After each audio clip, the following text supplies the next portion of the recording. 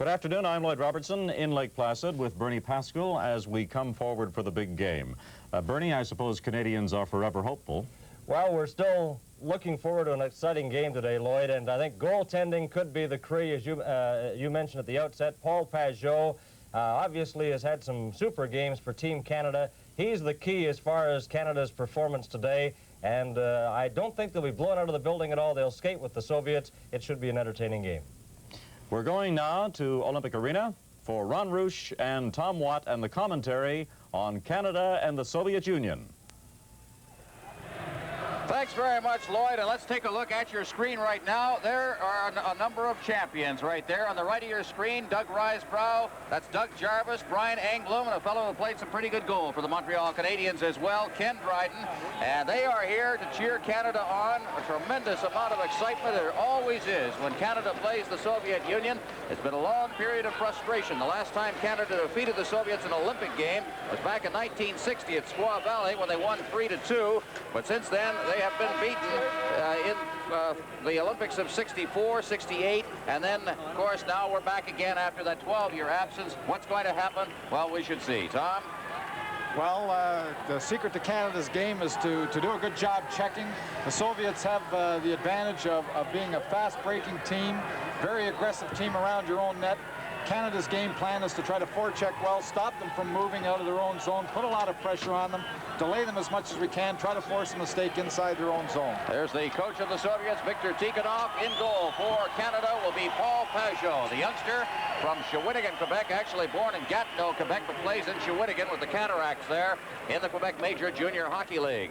And, of course, the very familiar number 20 for the Soviets, Vladislav Tretiak, who is looking for his third Olympic gold medal here and has always been a thorn in the side of Canadian hockey teams. Fetisov out there to face off against Devani. Canada controls it from the face-off, and they clear it down, and this game is underway. Deep inside the zone now for Canada. Around the boards, Devani behind the net, but he is checked on the play. Petrov on the far side is cleared out to center ice and down into Team Canada territory. Flipped off the boards on the far side. That's Randy Gregg, number 4 for Canada. He gets it out in front. Primo starts out. Goes off his stick, but now it's Devani at center ice. Devani's over the line. Devani is checked just as he hit the line by Fetisov. Now at center ice, it's cleared all the way down into the Soviet end. Down there to touch it for the Soviets. Kazanov, he touches it. It's called icing. Will be the infraction and back into the Team Canada zone for the face-off.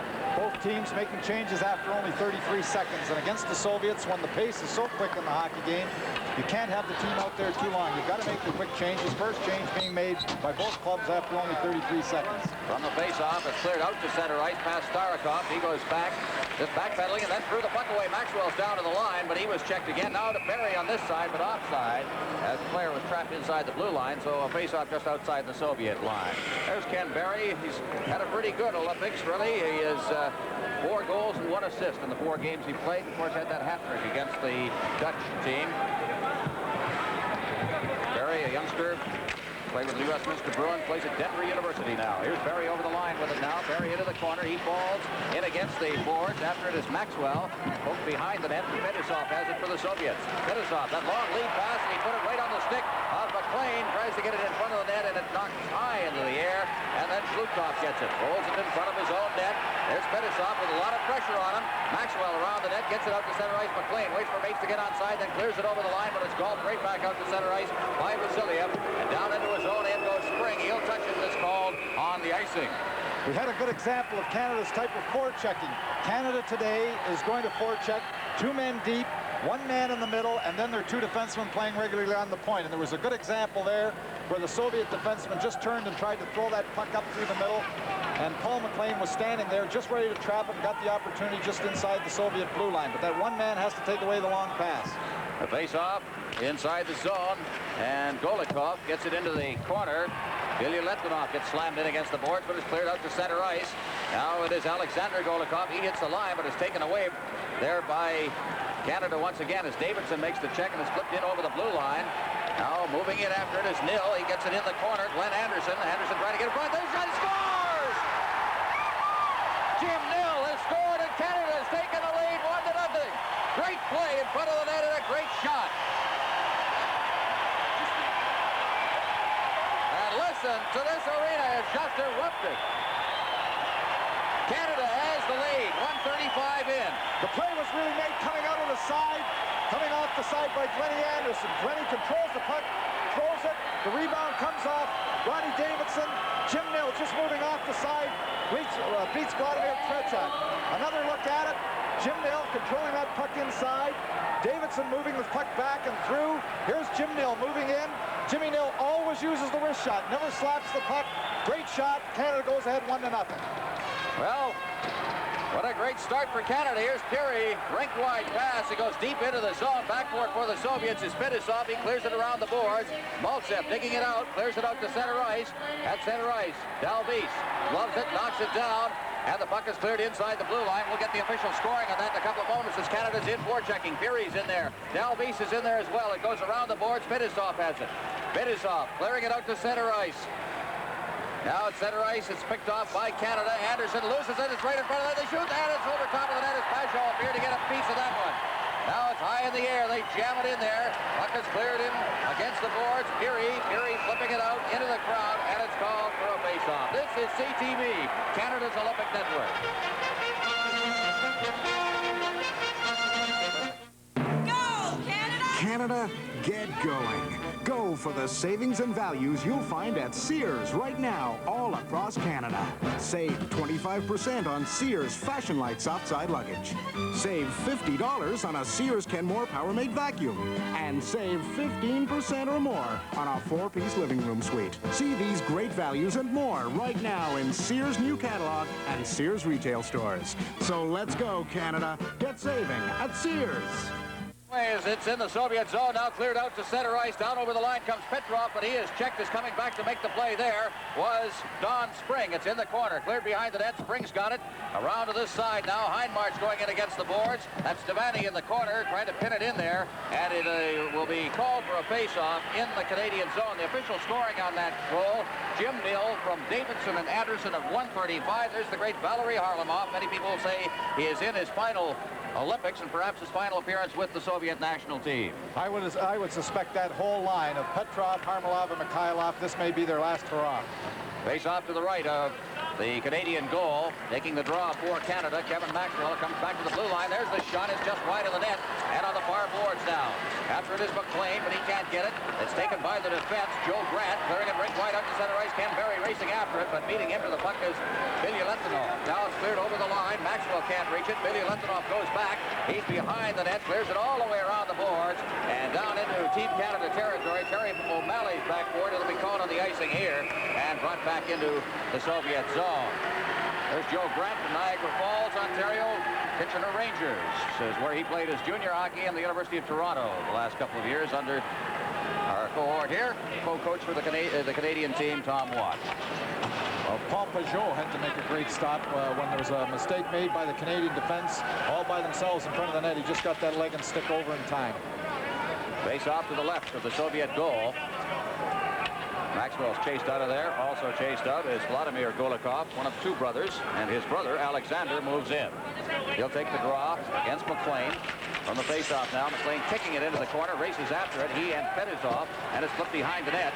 And dig it out in front now. It is flipped into the netting at the side, and it's up in the netting, and finally it is whistled dead. We should mention here that the officials for this game, Jim Nagels of the United States, Marty Demers, and Jim Doyle, also of the United States. And if you were looking for any kind of a break at all, Tom, I think to have 3 American officials in the game, at least you're used to what the type of hockey, the type of game they call. Kenny Berry just moving, trying to get Kazatnov away from him. He's wrapping them all up there, and that's one thing you can't do with the Soviets. Whoops, a little spear there at the end, but you can't let them tie you up inside and wrestle. You don't want to confront their strength. You want to back off a little bit, get into the opening, and try to get the shot. Don't stand in too deep and wrestle with them. There's Kenny Berry. All right, the face-off will be to the left of the Soviet goal. For Canada, Ron Davidson taking the draw, and it goes past everybody out to center ice. Warren Anderson chasing it down on the boards on this side, fires it off the boards. Kazanov takes it inside his own zone, clears it out over center ice, and it's knocked down out there by Randy Gregg. Hopped over his stick, getting it on this side is Warren Anderson. He clears it along the boards. At center ice now, down go a couple of players. Makarov trying to control it. a big pile up against the boards. In the middle of that is Nil as well. And it comes back to Anderson. Glenn Anderson hoists it out to the blue line. Really tossed that one away. Now against the far board. Taking it for Canada is Ron Davidson. He gets it to Anderson. Anderson at center ice coming to the line now along with Nil. Nil has the goal. Tries to split the defense. But covering up very alertly there was Fedosov. And he's got it on the far boards. But Nil moves in. It comes away.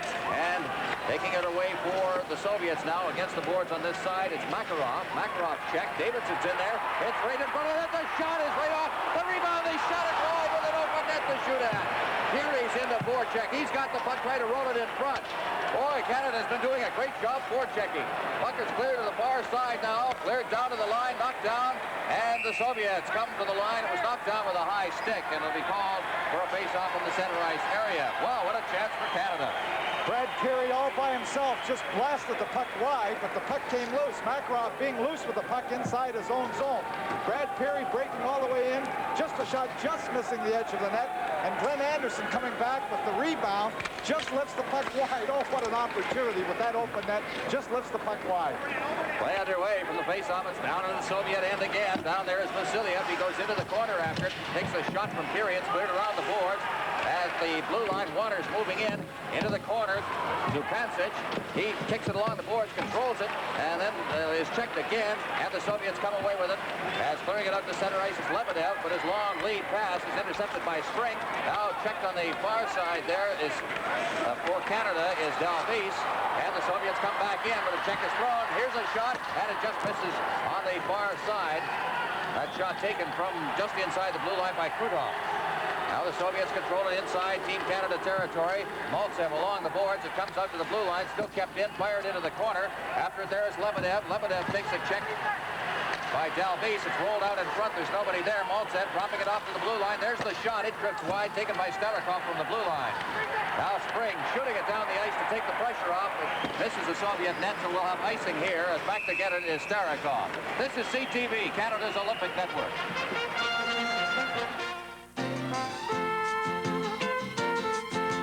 Excuse me, where do you buy your cosmetics? Shoppers Drug Mart. Where do you buy your cosmetics? Shoppers Drug Mart. Where do you buy your cosmetics? At Shoppers Drug Mart, we can take care of all your beauty needs. As a qualified beauty advisor, I can help select the cosmetics that are just right for you. So come into Shoppers Drug Mart. We want to help you look your best.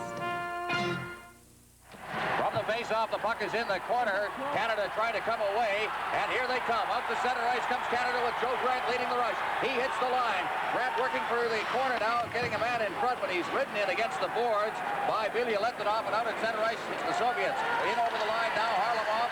He's behind the net, rolls it out in front. The loose puck, and Pasho goes down, and he holds on. 1-0. Canada is leading. Interference call being called by official Jim Nagels. An interference call on David Hindmarsh. Coming back checking on Mikhailov. He put a little bit of a clutch on him, and Mikhailov took a little bit of a dive after. I don't think he really had to take the dive, but he was grabbed, trying to get into play as the third man, and the back checker not going to let him. The Soviets get that odd man advantage. The shot coming just off the edge of the net after the infraction being called.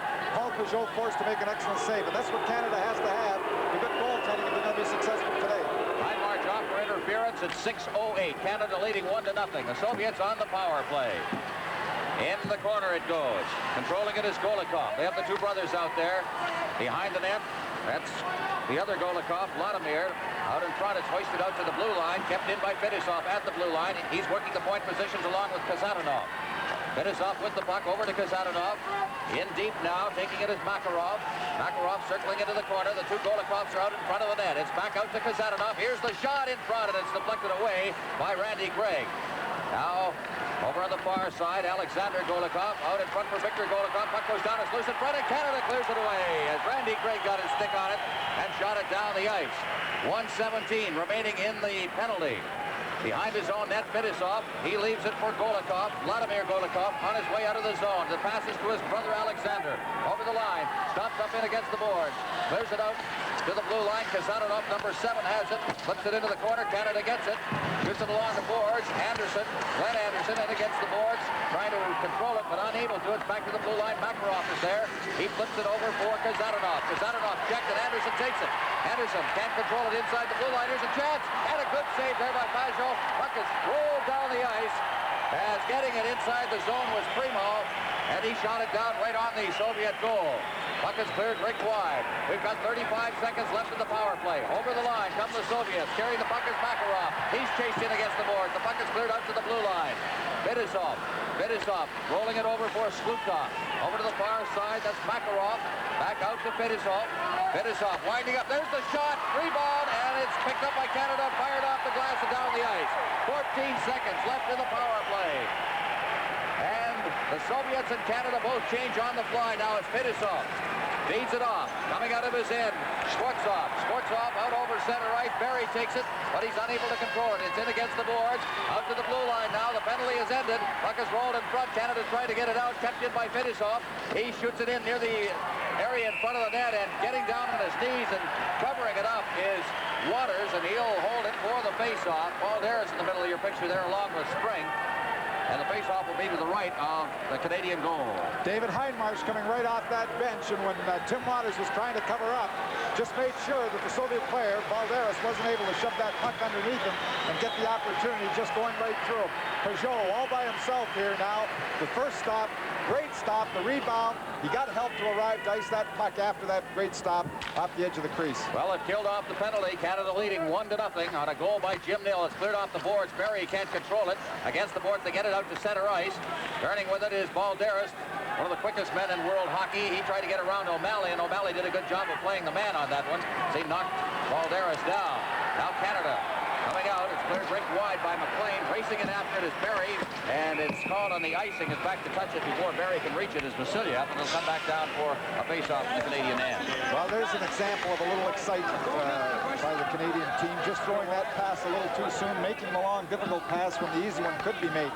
Just take your time. Don't force those passes. Make the easy play. Don't try to make the difficult one. We saw a close-up on the bench of Kevin Primo, graduate of the University of Alberta. He's an Edmonton boy. Face-off will be to the right of Pajot. And Kevin Maxwell will take the draw.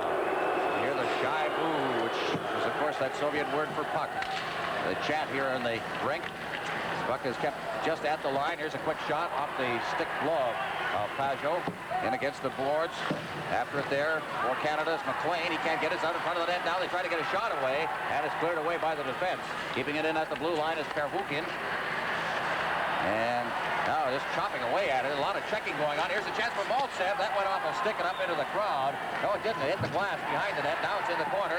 Maltsev taking a rough ride in there from Kevin Maxwell. Now out in front, and Maltsev with a great chance.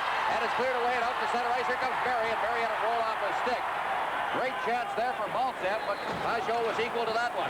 Now over the line comes Maltsev once again. Maltsev trying to get set, takes a shot, and it rolls to the side of the net. Grant goes down. Puck is cleared to the blue line. It's poked into the corner after it is Lebedev. Grant goes in against the boards as well. Also Maxwell, and everybody overskates it up the blue line. Billy Letmanoff winding up the shot, and it went off the leg there as O'Malley went sprawling to block it. Now Canada clearing it off the glass and down the ice into Soviet territory. And Billy Letmanoff will go back to touch it, and it's called on the icing for a face-off back in the zone of Team Canada. Don't forget, tonight we'll have Olympic highlights for you following the late news. And I think we've got... I missed something, Tom. Well, you missed just a tremendous check with both players. There was young Krutov taking a run at Joe Grant. Joe got his stick and arm up at the last minute. There was an awful collision behind the net. We'll have highlights following the late news tonight. Olympic highlights of speed skating, cross-country skiing, and the women's giant slalom from this morning. And, of course, hockey. That's following the national news tonight. Now it's taken from the face-off by Spring. Anderson out to center ice. That lead pass went right wide. Stan Delvise and is cleared back into Team Canada territory.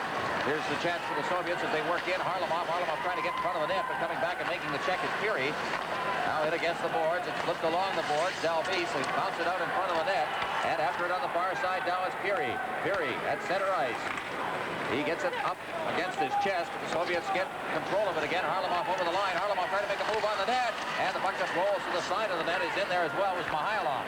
Mihailov back to the blue line, Fedosov. He shoots it in there. It's loose in front of the net, but it's poked away by goaltender Paul Pajot. Mihailov in the corner.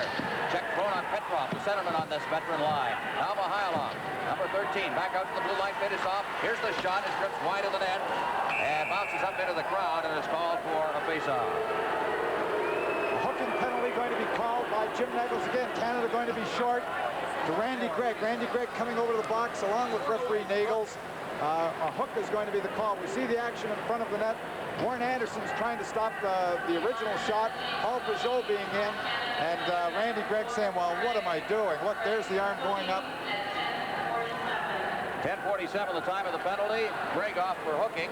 Shots on goal at this point, 8-3 favor the Soviets. They've had some good chances, but Pajot has made some great stops early in this game.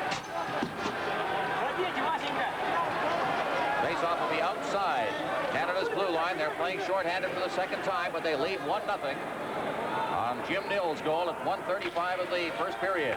From the face-off, inside the blue line now, picked up and cleared down the ice by Spring. Back to get it for the Soviets, Pervukin. Pervukin working along with Makarov. And Makarov gets that pass from Golikov. And it's poked away and back into the zone again. Billy Litvinov over to the far side for Pervukin. Around the net comes Golikov. He drops it off. Billy Litvinov behind the net. Billy Litvinov ahead. Golikov. This is Victor Golikov at center ice. To his brother, Alexander, over the line. Cuts to the corner. Trying to find his point man. Winds up in the corner with it. Alexander Golikov clearing it to the far court for Pervukin. In against the boards, Alexander Golikov. He tried to clear it in front. Here's a catch for Canada. It went off, or at least for the Soviets, but it went off a leg and into the corner. Now against the boards on this side, and a good hard collision in against the boards involving Glenn Anderson and Billy Litvinov.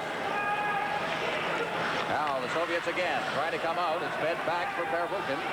We've got 59 seconds remaining in the penalty. Over to the far boards now. Over skating the puck is Golikov. Canada gets possession of it. Out at center ice for Canada. That's Waters. Waters waiting for Mates to get on the ice.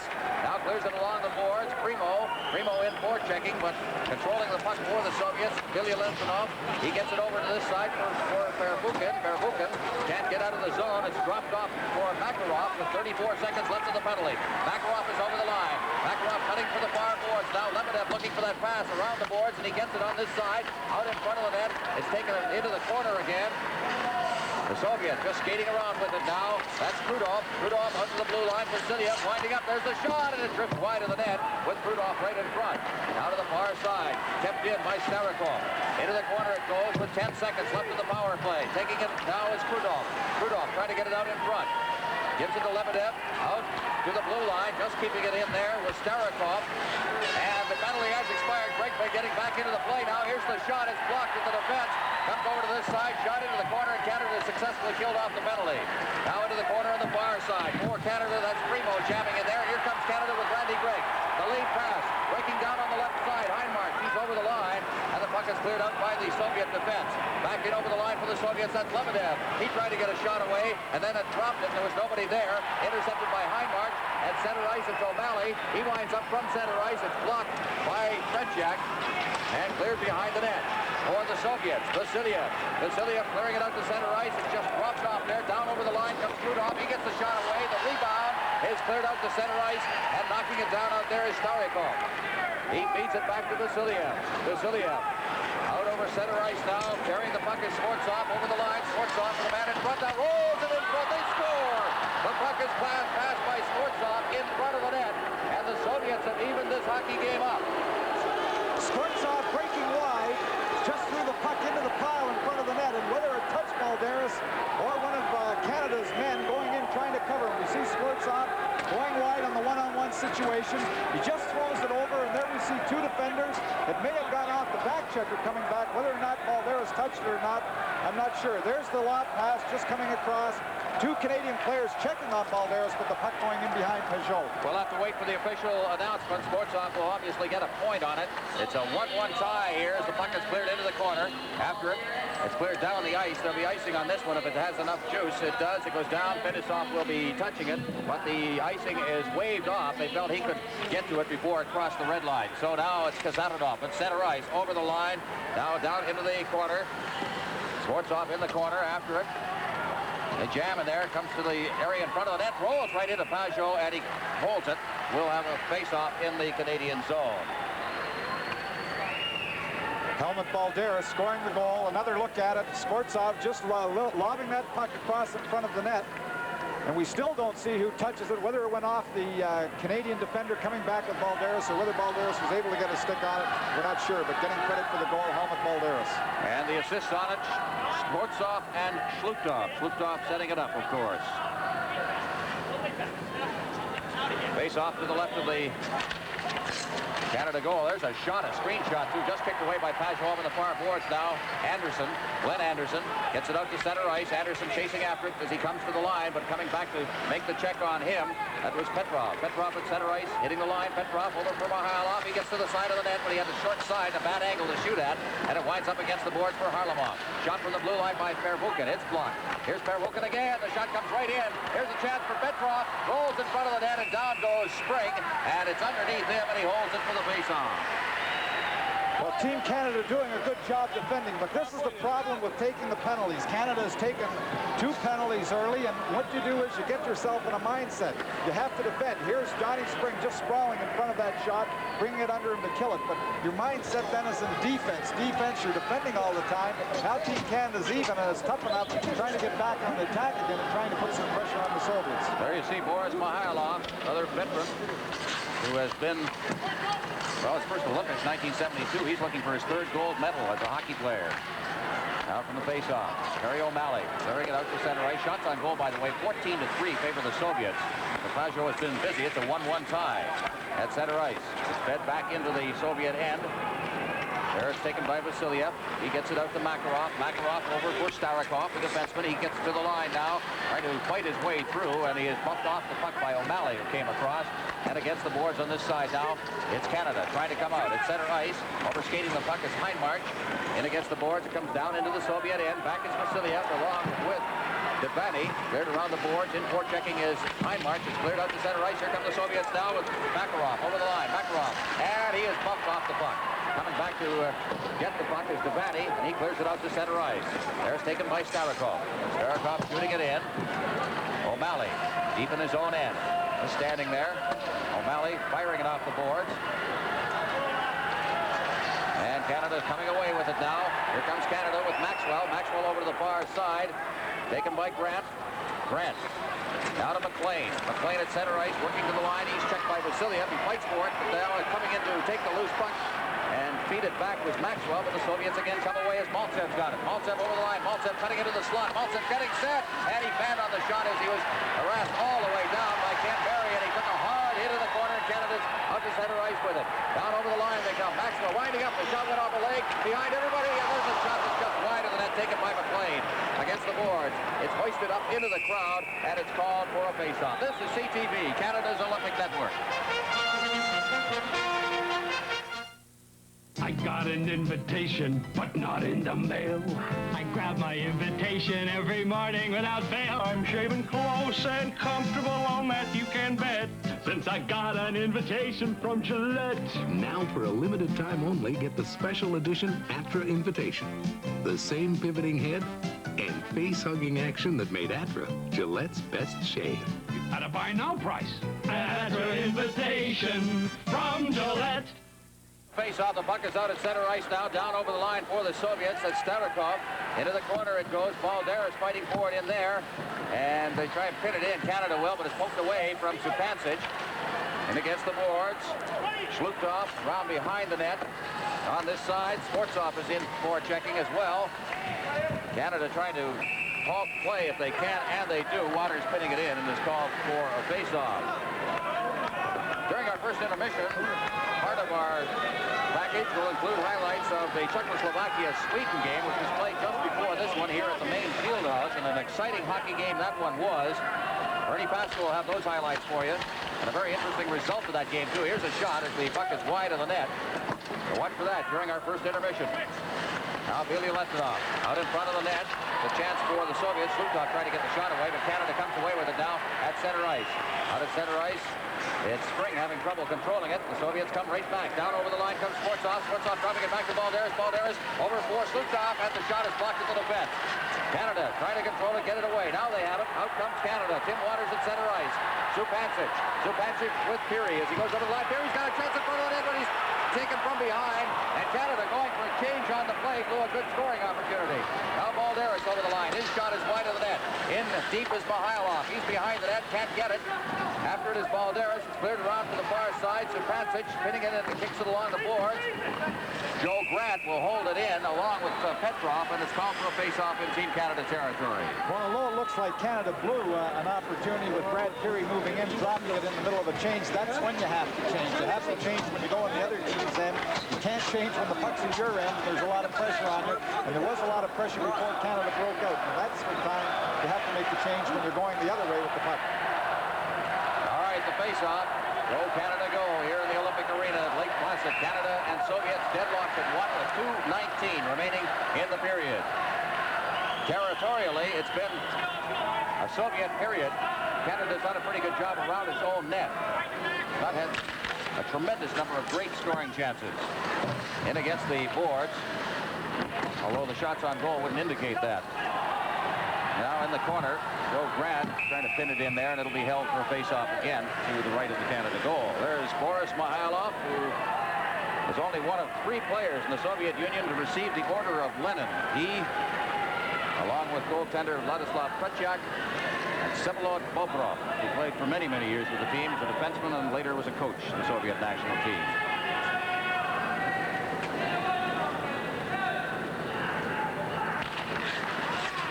The face-off. Canada's been doing a pretty good job in the face-off department. 1-11 of 18 so far. Puck is over the line. Glenn Anderson trying to fight for it now. They go to the area in front of the net. The puck is in the corner. After it in there is Nil. He's being checked. The puck comes out to center ice past Terry O'Malley. Here's a race for Mihailov and O'Malley. Down goes O'Malley, playing a little interference there. Gets to it and beats Mihailov. And that was just some experience on the part of O'Malley. Certainly the much fleeter Mihailov still couldn't get to the puck before he got to him simply because he ran interference. Well, that's what you have to do when you're chasing, because remember, you've got to pivot and turn and go back, and the opposition just has to go one way. Fellow in the middle of your picture, Brian Engblom of the Montreal Canadiens. They flew down.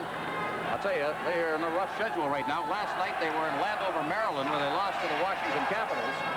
Flew back last night and then flew into Lake Placid this morning to cheer Canada on. I think that's just great. 3 members of the Canadiens.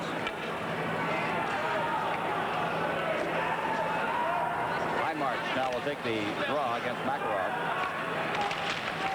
Release Golikov on the face-off. Quick shot and a glove save there by goaltender Vladislav Tretiak.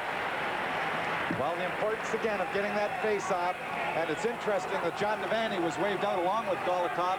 It was David Heinmarch who won the face-off to Devaney, was waved out to get the opportunity. Here's Heinmarch after the puck in front of in the corner now, battling against the boards along with Kazadanov. He goes down, but coming through to pick up that puck was Devaney. Behind the net, he loses it to Fedosov. Fedosov then takes it into the corner. It's cleared out to center ice for the Soviets. Down over the line comes Golikov to Makarov. Makarov, number 24, out in front of the net, and it went off a couple of legs, and then it's rolled all the way to Fedosov. Fedosov getting the shot away, sliding along the ice to block that one was Randy Gregg. In against the boards. Canada taking over once again. Circling with it is Warren Anderson. Comes back behind the net. Forechecking for the Soviets, Makarov. Now moving in is Golikov, but the puck is cleared to the far boards. Randy Gregg at center ice. Over the line it comes, and they call it on 2 lines, I believe. I didn't like to call too much, but 1:02 remaining in the period, and a 1-1 tie here. John Devaney just moving in between the Soviet defenders. You see him going off as they're making a change. Nice little pass from Randy Gregg. Just slid it between the defenders, just a half a stride outside of the blue line, where he had an opportunity to move in for a good shot on Tretiak. All right, face-off will be right at center ice. They'll drop it right on the red line at center ice. And from the face-off, it's back. Canada winning yet another draw here as Waters gets it. Waters to Spring. Spring shooting it in. Digging in after it with less than a minute remaining now is Paul McLean, but he loses it. The Soviets beating it out to center ice. It goes off the stick at center ice of Krutov. And back to get in his own end is Spring. Spring over to the far boards. Starting out for Canada, Waters. Waters out of center ice. Busting over center ice was Ken Perry. And he caused a tremendous pileup as he tried to get that pass. And Eddie managed to even maintain any part of his balance. Puck comes out to the over the line and is cleared back in. Had he maintained any part of his balance, he would have been home free on that. The 2 Soviet defenders went down. Well, what a check. What a check. Paul McLean just threw a tremendous check on the Soviet player. I believe it was either Vasiliev or Pervukin, but he just leveled him. We're going to get a look at it. Just moving in, he's playing the puck with his hand, just coming, oh, that hurts. When you're off the boards and you get hammered into them like that, checks like that, it would slow down players. All right, the faceoff will be just outside the blue line. With 30 seconds remaining in the first period, a 1-1 deadlock. From the faceoff, cleared back, break, shooting it in. Kasatonov, Belialetdinov on the far side. Now out at center ice, and here come the Soviets now down to the line. Carrying the puck is Krutov. He goes into the corner. Krutov looking for a man, and good defensive play there by Warren Anderson to stop play. Now here's a chance from the blue line, and that's kicked out, I believe, by the goaltender or a leg. And Barry, he takes a good hard hit at center ice by Belialetdinov. Racing forward is Randy Gregg. He fights off a check, but the puck goes by him, and Barry loses it at center ice to Lebedev as the horn goes to end a pretty good first period of hockey.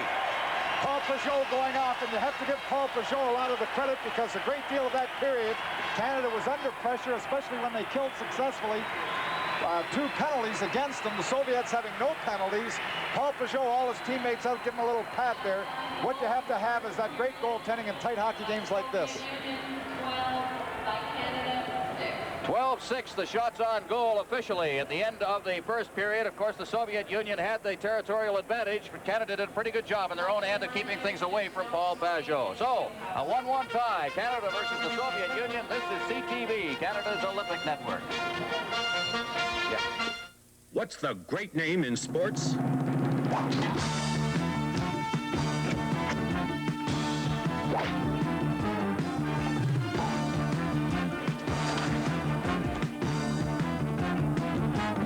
For over 100 years, the name Spalding has been found wherever great athletes meet to test their skills. When you want sports equipment that lets you be your best, choose Spalding, the great name in sports.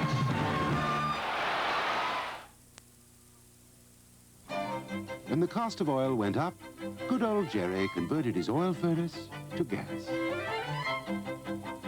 But then when gas went up, he cut down on gas by adding wood. Now Humphrey reduced his fuel bill by insulating with fiberglass pink. The money he saved on fuel helped pay for 2 weeks out of the snow and into the sun. Save money this winter. Insulate with fiberglass pink. It's like long underwear for your home. As we mentioned at the outset, goaltending could be a key in this game between Canada and the Soviet Union. And youngster Paul Peugeot, who plays junior in Shawinigan of the Quebec Junior League, has certainly been outstanding in the first period as Canada and the Soviets are deadlocked in a 1-1 tie. We'll have scoring highlights of that game coming up. But earlier today, quite a contest between Sweden and Czechoslovakia. Czechoslovakia has been eliminated from medal round because they lost today to Sweden. As we review highlights of this game, Pelle Lindberg in goal for Sweden, Kralik for Czechoslovakia. On a power play, Mats Ahlberg scores the first goal. He receives a pass from Naslund, number 15, right there. And Ahlberg scores for Sweden a power play goal. Holmgren, number 18, also gets an assist. It goes to Naslund, number 15, behind the net. The pass in front to Mats Ahlberg, and Sweden takes the lead. They increased it to 2-0. Leif Holmgren and again Naslund, number 15, combining on the scoring play. The pass from Naslund to Holmgren. Naslund, number 15, down the left side, and watch him spot Leif Holmgren, and he fires it home. It's 2-0 for Sweden. And they certainly looked impressive, and their goaltending, Pelle Lindberg there, stopping Preacher, who was set up by Novi. 2-0 after the first period. Then it was on to the second. And 1 goal there, Soderstrom to Naslund, number 15.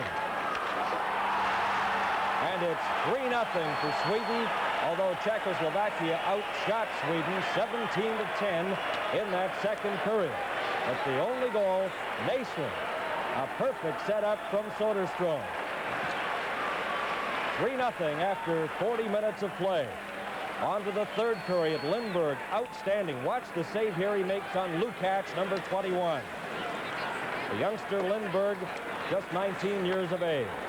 Czechoslovakia's Kozar, a brilliant effort here. Lindberg makes the save, but the puck comes back to Novi.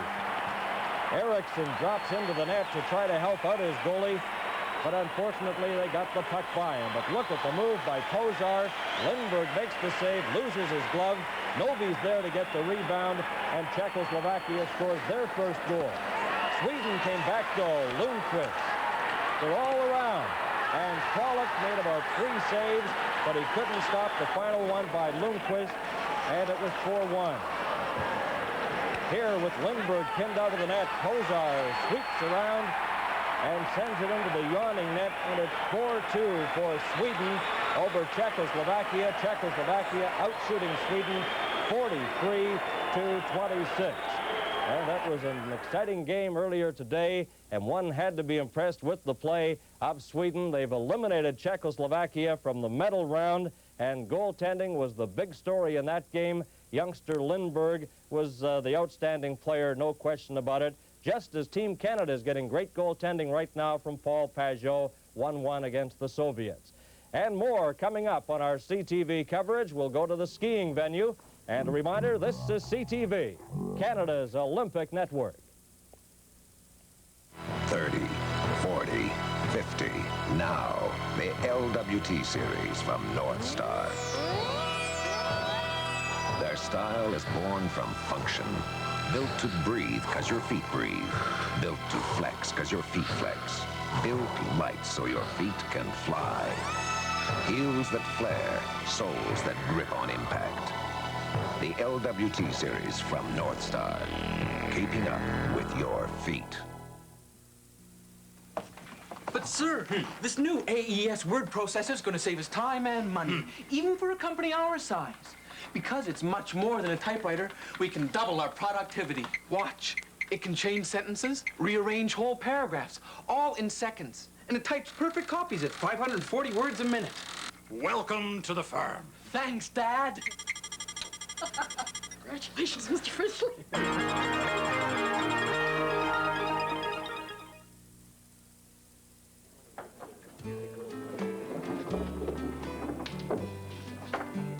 Come on, Charlie, let's go, eh? Getting late. You want to knock it off and let's get out of here? You guys asked me to leave now? Yeah, it's late. I can't leave now. I gotta give this guy a chance to get one more rock. All right, look. One more, and then we're going. This is it. The hammer. The hammer. Oh, yeah! I love it! Oh, That's beautiful. Let's go. Come on. Okay, let's go. Now? No, we can't go now. One more. Just one more guy, okay? Just one more, okay? Hey, listen, take a couple of practices if you want, okay? For years, Charlie and the boys have enjoyed a little friendly shuffleboard over some Molson Export Ale. Come on, let's go. It's getting late, guys. Charlie, I'd like to see you take No, listen, come on. Come on, give me a chance. Listen, I'd love to play, but I gotta go and see my wife, okay? Come on, Charlie, I'd like to see you play that. Listen, never mind my wife. Molson Export Ale. It keeps on tasting great. After the first day of competition at women's giant slalom out at Podpissypace Mountain here at the Lake Placid Olympics, Hanny Wenzel of Liechtenstein is placing first. But what was to have been the big contest between Pröll of Austria and Nadig of Switzerland did not materialize. Here's the story from Al McCann and Jim Hunter. Heartbreak came early for a good many on Whiteface Mountain this morning. The fourth gate of the difficult and fast 51-gate course took a heavy toll as 50 of the world's best competed in the first run of the ladies' giant slalom. Yeah, it was a tough day, Al. The course was really difficult, and as you see here, Tamara McKinney of the United States and the other two you've just seen, they came to a gate like this. It was fall away, where the hill falls away from the skier's angle on the turn, and the ski comes off, or they fall down because they lean to the inside, and it happened to so many of them and really created a problem. Here's another one, leaning to the inside, not keeping their weight over the lower ski, and it's all over. And this course was so technical and so difficult, and the fourth gate happened to take its toll on a lot, and it took a toll on some of the good ones. A bad fall like that, that early in the course, which amazed me today, was that some of it happened to the early skiers, and these later numbers, when they came up, they knew the course was like this, they knew it was difficult, they knew the turn was fall away, and yet they fell. And the reason why they do this is they're not concentrating. Here's a girl, her arm goes up, she leans to the inside, she loses it, she comes back on over it, and then her hand stays up there high, and she continues to fall down. And the later skiers should be able to see that. Well, the weather came up sunny and warm for the expected shootout between Nadig of Switzerland and Prol of Austria, but it was a short day for the great Maria-Therese Nadig. Nadig gets a great start. She's going for it. She's back on her skis the way she wants to be, and then she comes into this tough gate, and right here her arm goes up, and it's all over. It's the end of the day for Nadig, and it must have been a big disappointment having won a gold in 1972 and having to face Prol again in this confrontation. Now you see her here, she comes into this turn, she's over the lower ski, and she's got to ski right on the edge to win, and she's on the edge. She's standing on her lower ski. You got to go to the limit, you got to push yourself. She pushes it, her arm goes up a little bit, and she leans to the inside on the fall-away turn, and it was all over. Actually, you should do that. It's unfortunate for Nadig, but it's making an interesting race for the rest of the racers. Well, certainly the favorite going into the second half tomorrow has to be this 23-year-old from Liechtenstein, Hanny Wenzel. 1 minute 14.33 today, the best time of the day. There you see Honey just got through that difficult fourth gate because she kept her arm down and stood on the lower ski and made it carved. And Honey is really coming sort of into a peak in her career. She's been around a long time. She's skiing probably the best I've ever skied. She's so precise. She's standing right on her lower ski the proper way. And as I watch this run, and I've seen it again so many times today, she stood right on the lower ski and made the skis carve and made it work for her, and she really outskied everybody else on the mountain. She had a fabulous midway time, which means that she was really gunning at the top. You can see her carving every turn, hardly sliding out. And when she hits the midway time here, I think she blows everybody out by 2/10 or 3/10 of a second. The only one catching up to her today was Irene Eppley. Well, two German girls actually in the top three. Irina Eppley at 1:14.75, nearly a half second off, and Christa Kinshofer of Germany at 1:15.19.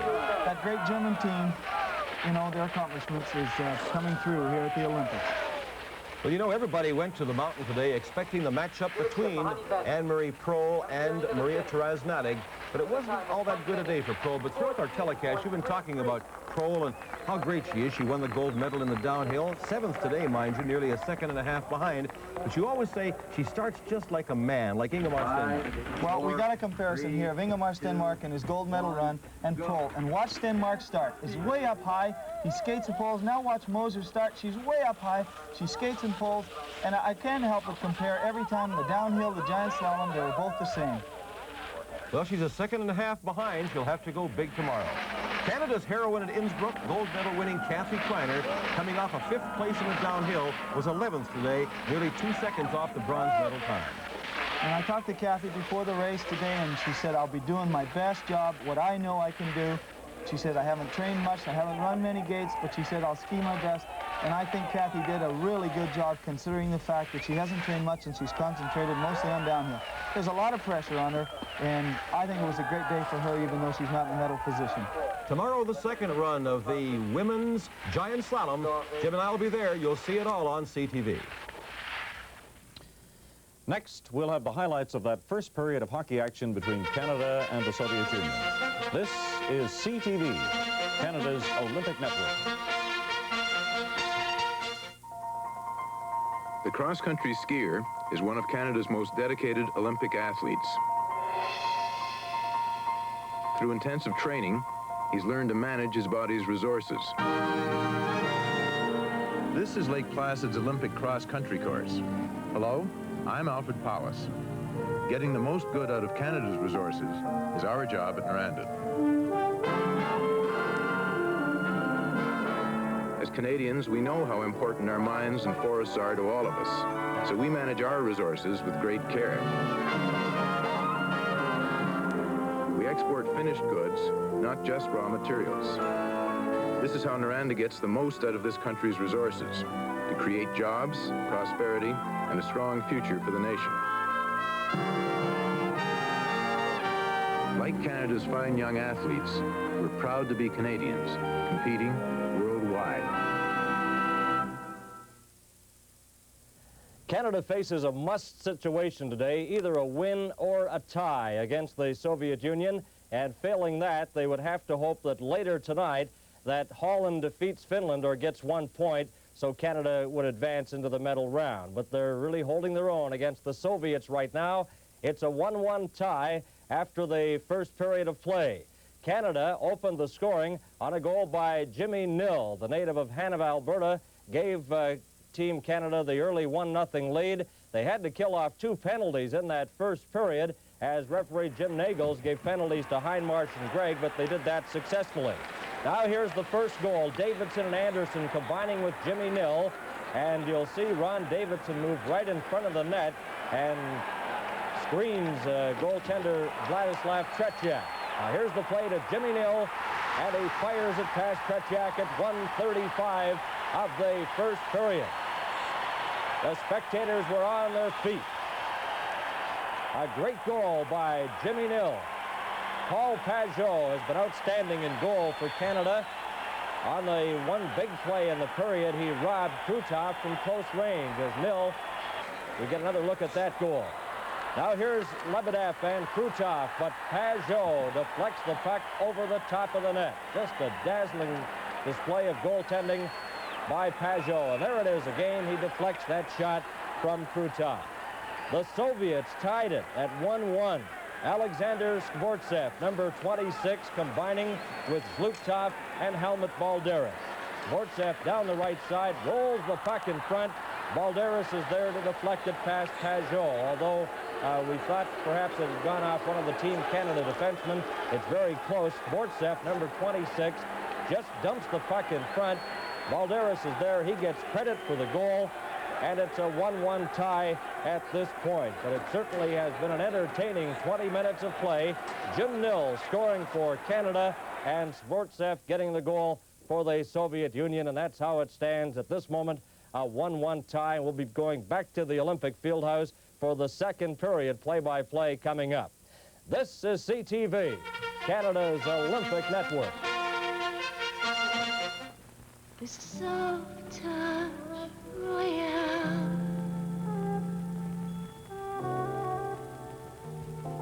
The soft touch royale.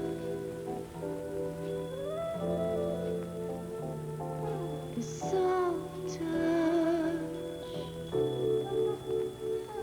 They sell Royale bathroom tissue, the one you want for the soft touch.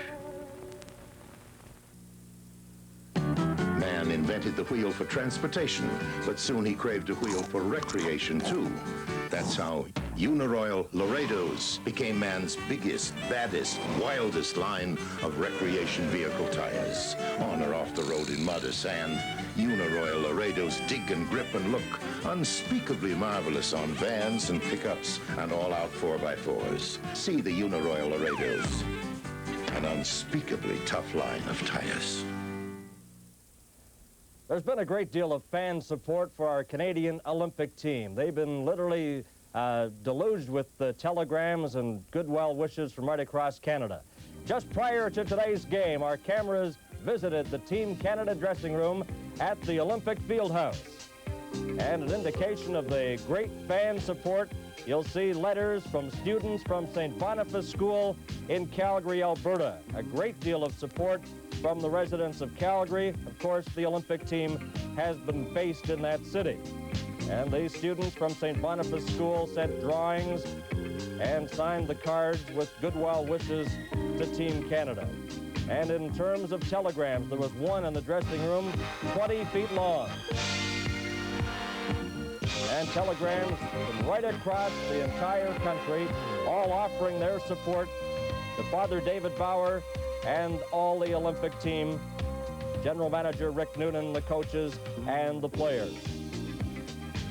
The last time Canada played the Soviets in the Olympics was February 17th, 1968. The Soviets won that game 5-0 and won a gold medal. Great deal of support from Canadians. And now let's go back to the rink, and here's Tom and Ron. All right, back at the Olympic Fieldhouse, a 1-1 tie. Jim Nill with his first goal of this Olympic Games, and Helmut Balderas with his 5th goal. And Canada did a pretty good job in that first period of playing defense in their own end. A lot of territorial play for the Soviets, but the shots on goal, we have an official count of 12-6. We should mention right here that Brian Smith of CJOH Ottawa is doing his own statistics on this game. And Brian came up with the shots on goal total more like 16-4.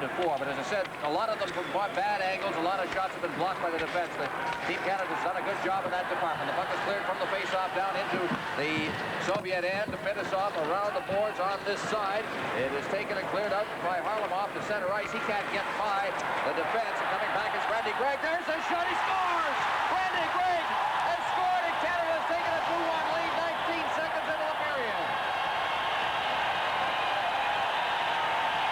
Randy Gregg, the Team Canada captain, a medical doctor who's taken the year off, just moved in and got that puck inside the center ice red line, made a good move on Kazatnov, moved inside and shot.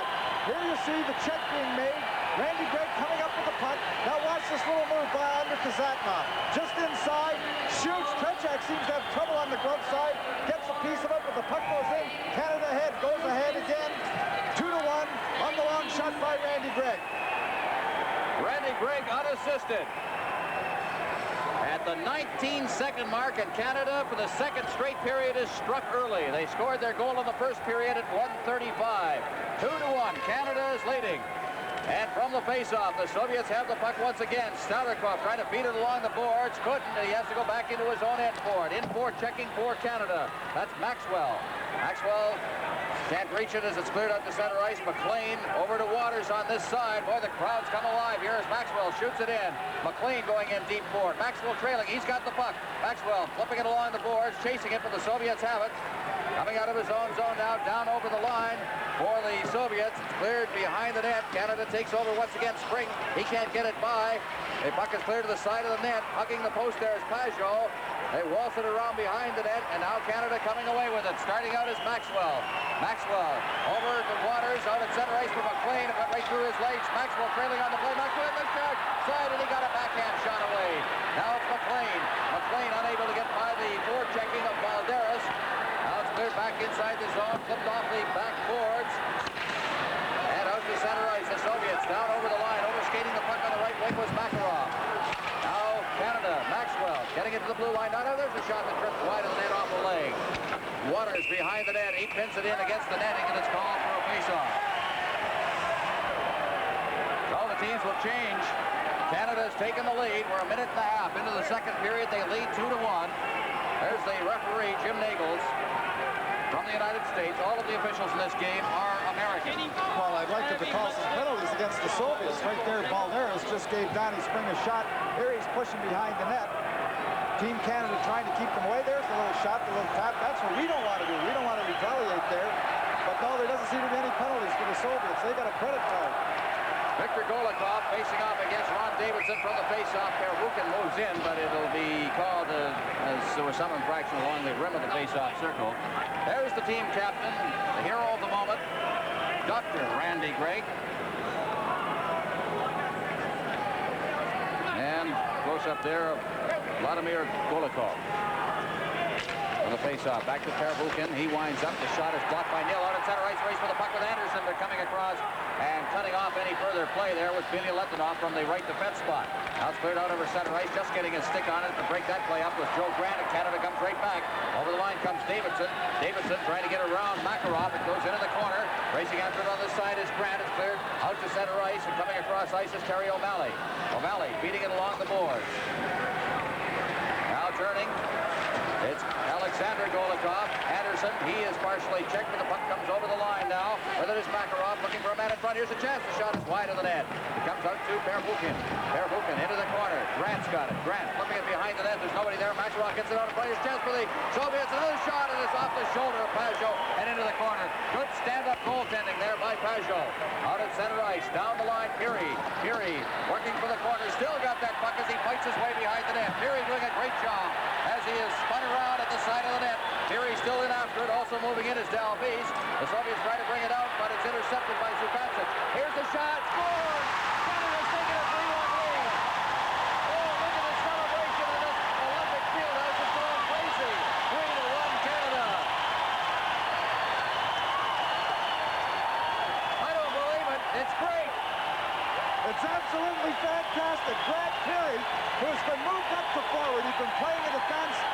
The coaching staff decided to go with 11-7-2, and Grant Fury had to move up, and he just did a tremendous job of moving down the boards earlier. Here we see Zupancic moving the puck to him. He winds up. He's got some room. I think Tretiak was a little deflected, or a little screened by the Soviet defender trying to block the shot.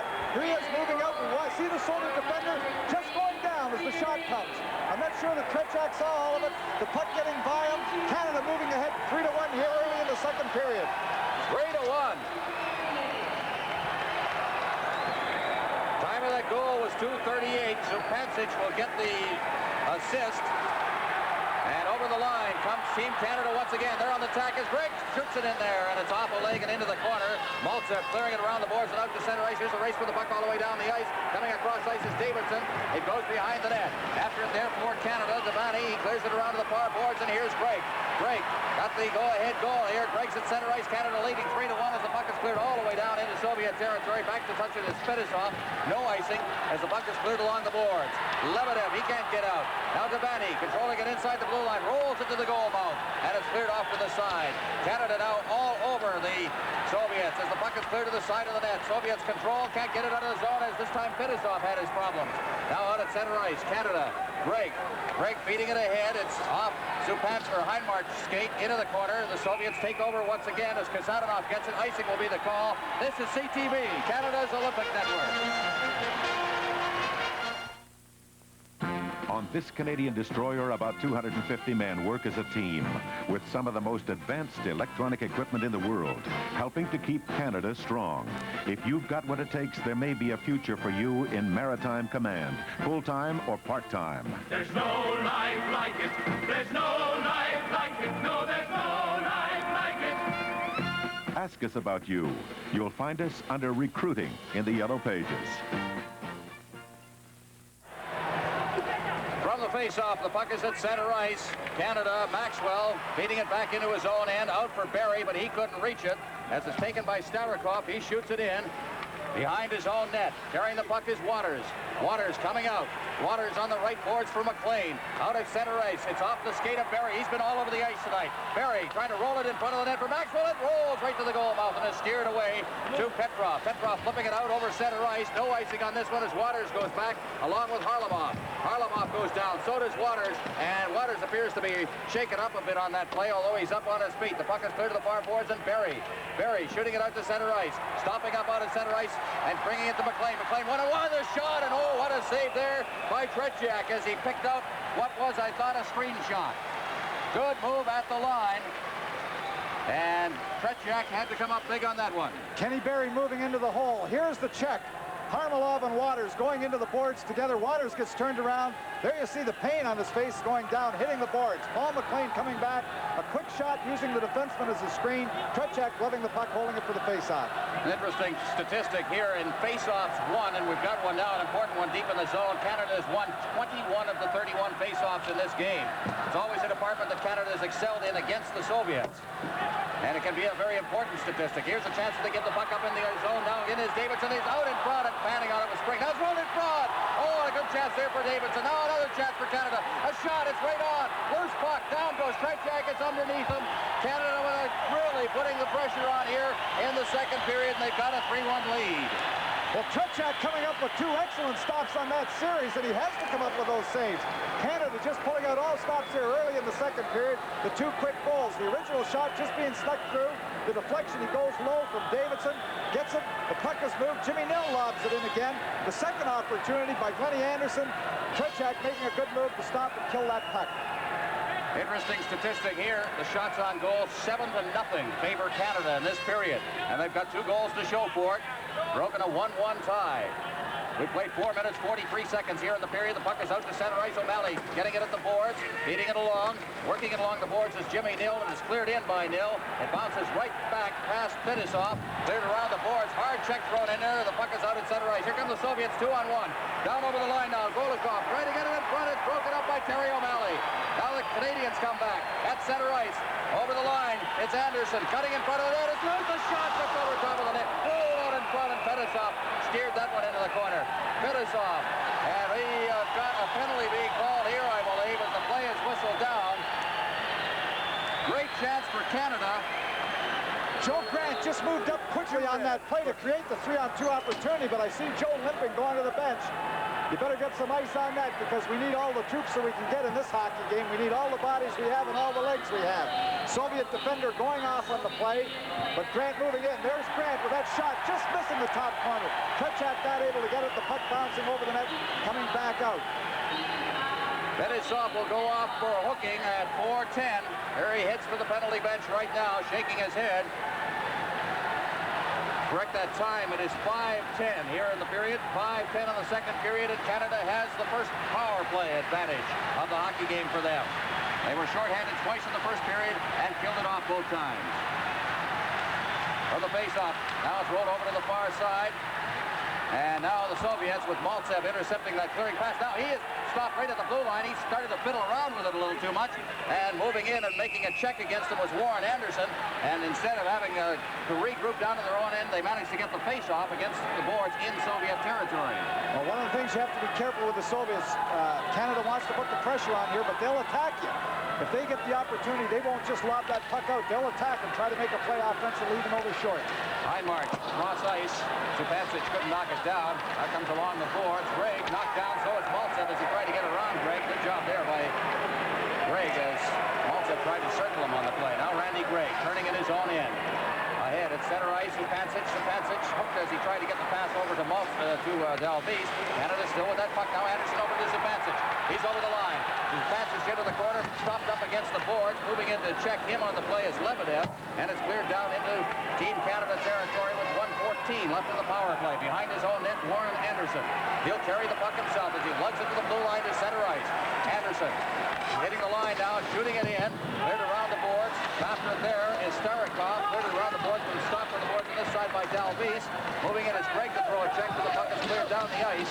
And back to get it for Canada will be Anderson once again. Anderson with Pajot way out of his net. Soviets have changed on the fly.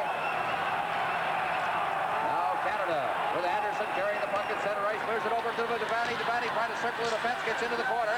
Devani. Canada controlling it. Working to the side of that. And a shot. And it just went wide. It's cutting out in front of that net was Kevin Primo. Now again it's rolled out in front. And the Soviets got away with it. At center ice. Carrying that puck over to the far side. And there'll be a penalty called. And it's tripped up on the play was Vasiliev on that breakout. And so Canada will have the remaining 26 seconds of their power play nullified, and McLean will go on. Well, again, this is the acting that the Soviets do, and it was a hook. There's no question about it, but it may not have been called unless Vasiliev takes the dive. Here we see Paul McLean coming back. He's got that stick on him. See, he could have got down, maybe around that a little bit. The hook was there. There's no question about that. But I'm not so sure whether Vasiliev had to go down. I think he should have carried on with that puck to the net. He went down to draw the penalty, make sure it was called. Well, if you're going to go down, you might as well emphasize it. Claire Drake, the coach, along with Lauren Davis, behind the bench of Team Canada. And the face-off will be outside the blue line. The team's playing at 5 aside right now, but in 25 seconds or so, Canada will be at a manpower disadvantage. They lead this game 3-1 against the boards. Heinmarch digging into the Soviet zone. Along with him is Pervukin. Pervukin throws the check on him. It's cleared around the boards to the other side. Mihailov trying to get it out in front. Elects to shoot it behind his net to Pervukin. Now out to Harlamov. A ring wide pass for Mihailov. He's down over the line. Mihailov on the boards. Gives it to Harlamov. Harlamov stopping in the corner. Back out to the blue line. The penalty is over to Fetisov. He's on the ice and in the play now. Harlamov against the far boards.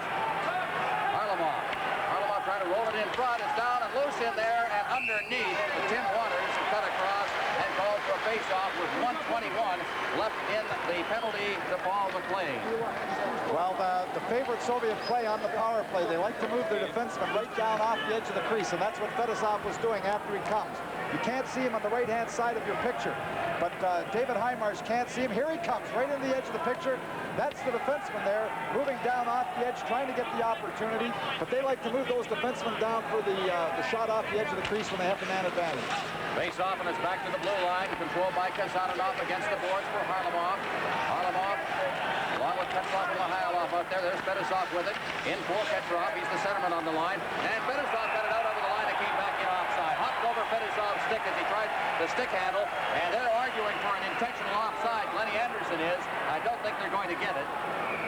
And the face-off will be outside the blue line. There's Glenn Anderson, the youngest member of Team Canada at the age of 19. And what a hockey player this young fella is. From Burnaby, BC.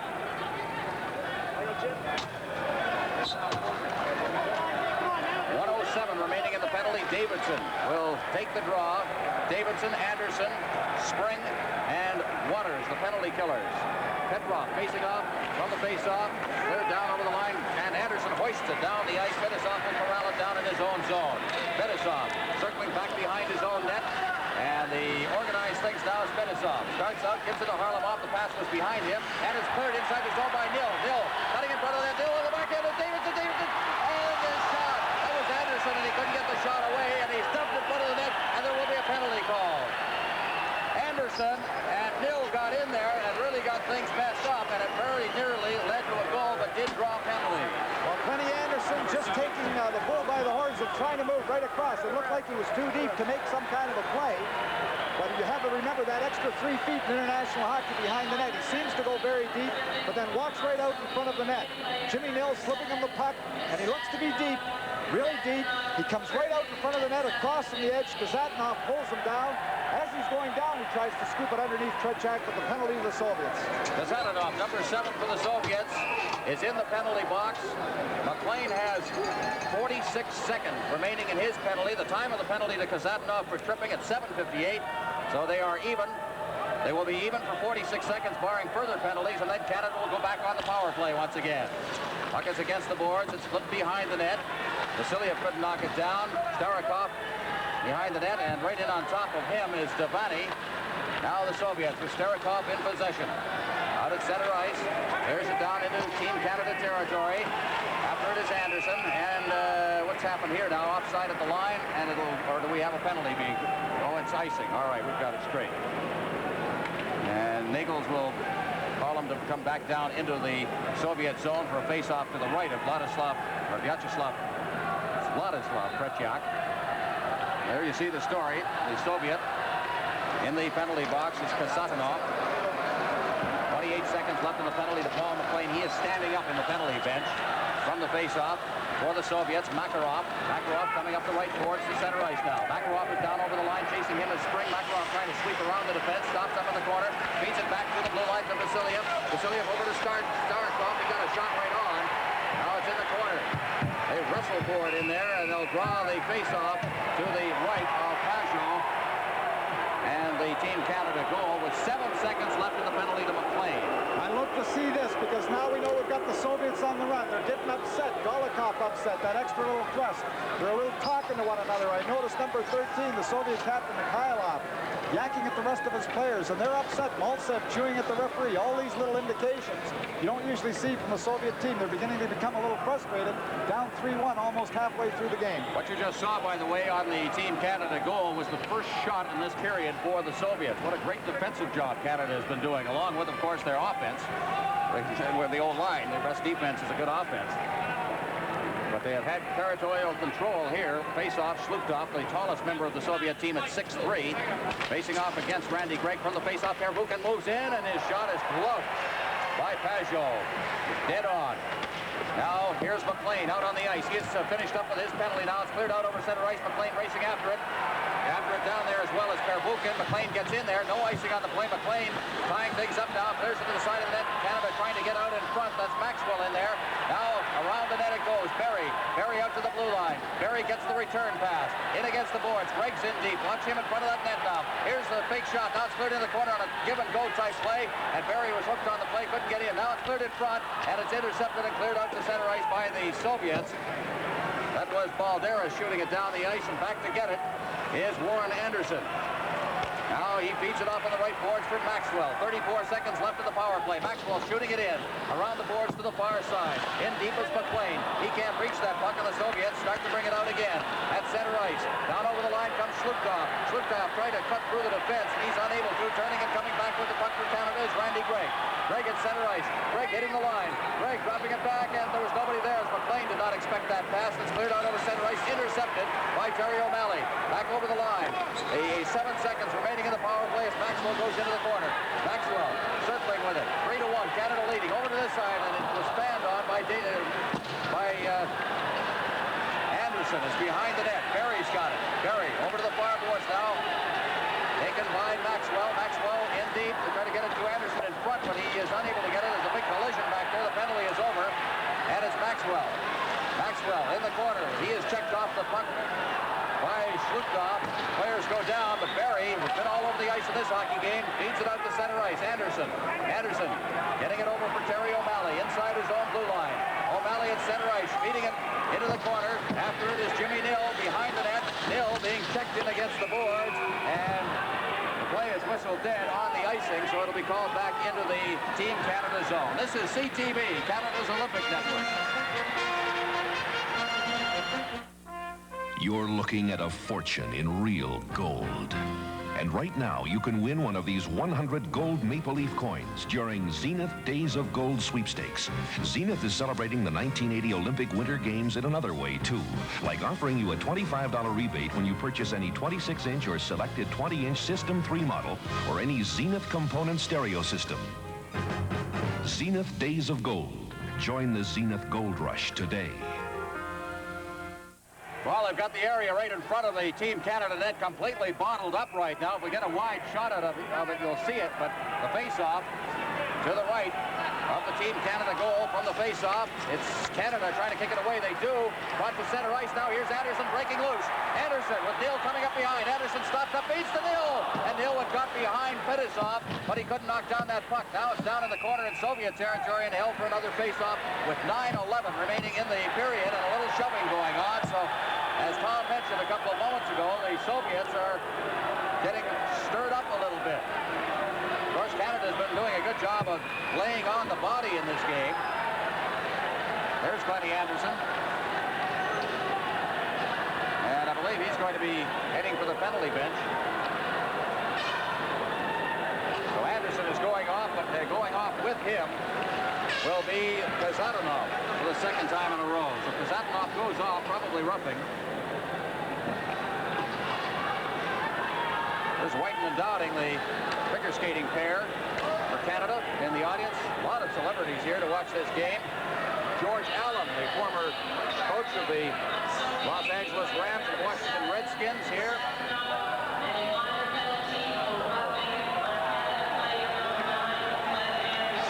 So Anderson and Kazatanov go off. 10:49 will be the time, so the teams will be short a man. Each team, 3-1, Canada is leading. They play just a tremendous period. Kazatanov, the call on Kazatanov, I believe it's for tripping. Here's the passage inside over the blue line now. Into the corner it goes. After it is Dalvis. Dalvis circling away. It's kept in, right in on Krejciak. He made the save on the short side. And picking it off is Mihailov. He shoots it out to center ice. Watch out for Petrov out there. He's behind Spring. Now here's Mihailov. Down over the line he comes. Mihailov circling the net. Cutting in front of the net there for the Soviets is Vasilyev. It's back to the blue line for Starikov. Here's the shot. It trips in and hit the back, I believe, of Mihailov. He's got the puck. Out to the blue line. The shot by Petrov. And it rolls to the side of the net. After it is Spring in there, he flips it along the boards. For Canada, it's Dalvis. Dalvis out at center ice for Supacic. A two-line pass. And it's called for the face-off. Don't forget, tomorrow on CTV, the women's giant slalom. You'll see that one live at 11 o'clock. The second run of the women's giant slalom live on CTV. The coverage of the 13th Winter Olympics here in Lake Placid, New York.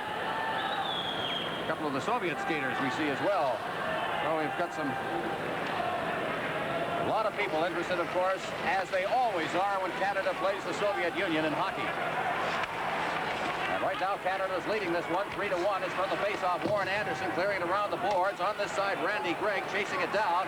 And Gregg comes to center ice along with Devaney. He just fires it in. Devaney's digging in there after it. Also in there is Billy Letinoff, and he loses the puck in the corner. Now it's cleared back to the blue line. Here's Randy Gregg setting up the screen. And he's just wide with it. The puck bounces all the way back out to center ice. Turning with it is Anderson. Anderson starting at center ice now. Anderson ahead. Over the line now. Hindmarch into the corner. Hindmarch taking a check in there. Coming in to cover up is Devaney. Devaney is chased into the boards on this side. Now it's Hindmarch. Hindmarch hooked on the play. Devaney gets it in the corner again. He'll try to get it back out to the point. He does. Gregg shooting it in. Back to get it behind the Soviet net is Vasiliev. Vasiliev starting out. Slowly starting out. Now feeds it behind Makarov at center ice. And Gregg simply had to shoot it right back out to center ice. Primo race for it with Peary. Peary's over the line. Peary into the corner. Peary with Primo cutting in front of the net. It's pinned in against the boards and called for a face-off, and the face-off will be in deep Soviet territory. What Team Canada has to do at this point with 7:23 remaining is that they have to protect the 3-goal lead. If they get the opportunities and move into the good areas to get the shots, all right, all well and good. There we see Belladina, who was off the ice, apparently just hit over the eye. We saw him go off the ice a little earlier. One of the stalwart defensemen of the Soviet team.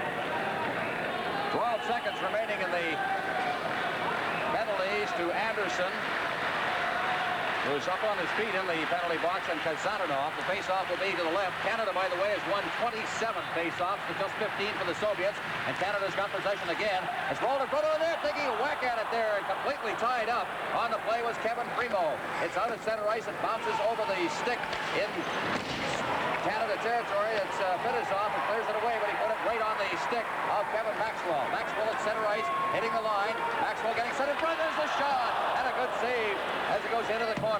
Anderson clearing it around on this side for Maxwell. Maxwell digging in against the boards. Flipped it into the corner. There's nobody there. The puck is cleared, but not out. He's kept in. Here's Barry skating along the line. Barry has checked off the puck. Out at center ice, Lebedev. Lebedev tried to put it out into the slot area and went off the skate of Grant, and Grant has got it behind the net. Grant starting out on the left side now. Grant, he's stopped on the play. Here's Mihailov breaking in. Mihailov trying to get set in front of the net. They roll it in front of right there. Is Anderson back checking, and he comes away with it. Anderson at center ice with Mihailov getting to him, and finally he lost the puck off the blue line. Canada changing on the fly now as the Soviets come out. Lebedev, lead pass for Mihailov. He's all alone. This shot is over top of the net. Great chance for Mihailov. Now cleared out to Fedosov. Here's his shot. Oh, that comes off the shoulder of Terry O'Malley, and it's cleared out to center ice once again. Back to get it Kazanov, right at his own blue line. He takes a hit right at the line there by McLean. In comes Canada again in front. He shoots. It's loose in front. Barry fighting away at it. The net comes off its hinges, and Canada had a tremendous chance. Well, forget about Canada's chance. I'm furious with Demers. The linesman, he wasn't in position. Mikhailov, when he took the pass, I hope you can get this on a replay, had to be a stride and a half inside the blue line offside. The linesman was 2 strides behind the blue line. In no way could he do it. But here we have the opportunity just inside, moving for Team Canada. Kenny Barry all alone in front of the net. There's the tip. Chukchak going down, making a good stop. Coming back after the good opportunity from Mikhailov. And there we have, what is this? Running the guy into the goal post and off. They've got the credit card for no penalties. Face off to the right of the Soviet goal from the face-off. Again, Canada getting a shot away on that one. It's cleared along the boards. Waters keeping it in. Waters around behind the net. Over on the far side, Jimmy Nill digging in after it. It's cleared along the boards. Kept in. Nill fighting for it. But the Soviets have the puck now as it's cleared in front of the net. And they start out. Starikov with that lead pass goes all the way down the ice and waved off. No icing on this one is Spring. Turning in the corner. On top of him is Skortsov. Also moving in to help out is Davidson. Into the corner of this side for Waters. Waters along the boards. Glenn Anderson. Canada leading 3-1. If you've just joined us, it was 1-1 at the end of the first period. Turning, coming right back now. Over the line. It is Skortsov into the corner. Skortsov just back passing that one, trying to get around the forecheck, or at least the checking of Canada. Now Davidson in behind the net. Davidson piling in against the boards. Also in there is Balderas. It'll be held for a face-off. Again in Team Canada territory with 5:10 remaining here in the second period. A good move. When in doubt, you don't throw it blind in your own zone. And Team Canada winning the majority of the face-offs. If you're a little mixed up in your own end, get the face-off. Balderas moving in, coming in a little late there, getting the shot. The puck is all loose. Team Canada, not just throwing away blind. Ronnie Davidson holding on to it, Get that face off. We win the draw, then we get organized in our own zone to bring the puck out. Shots on goal, by the way, right now unofficially, 11-2 favor Canada, which is a total indication of what the way this period has gone. Canada has played tremendous defensively and have given themselves through their defensive play some great opportunities offensively. There's Brian Engel to the right of your screen. There's Doug Jarvis in the crowd as well from the Montreal Canadiens. I'm sure that they're pretty proud of what Canada has done so far in this hockey game. Take time off from a busy schedule, and they, of course, play again tomorrow night, so they're really busy. They were in Washington last night. Puck is cleared out to center ice. Cutting to the line, over the line they come. It's Canada inside the zone again. Dalvis in the corner.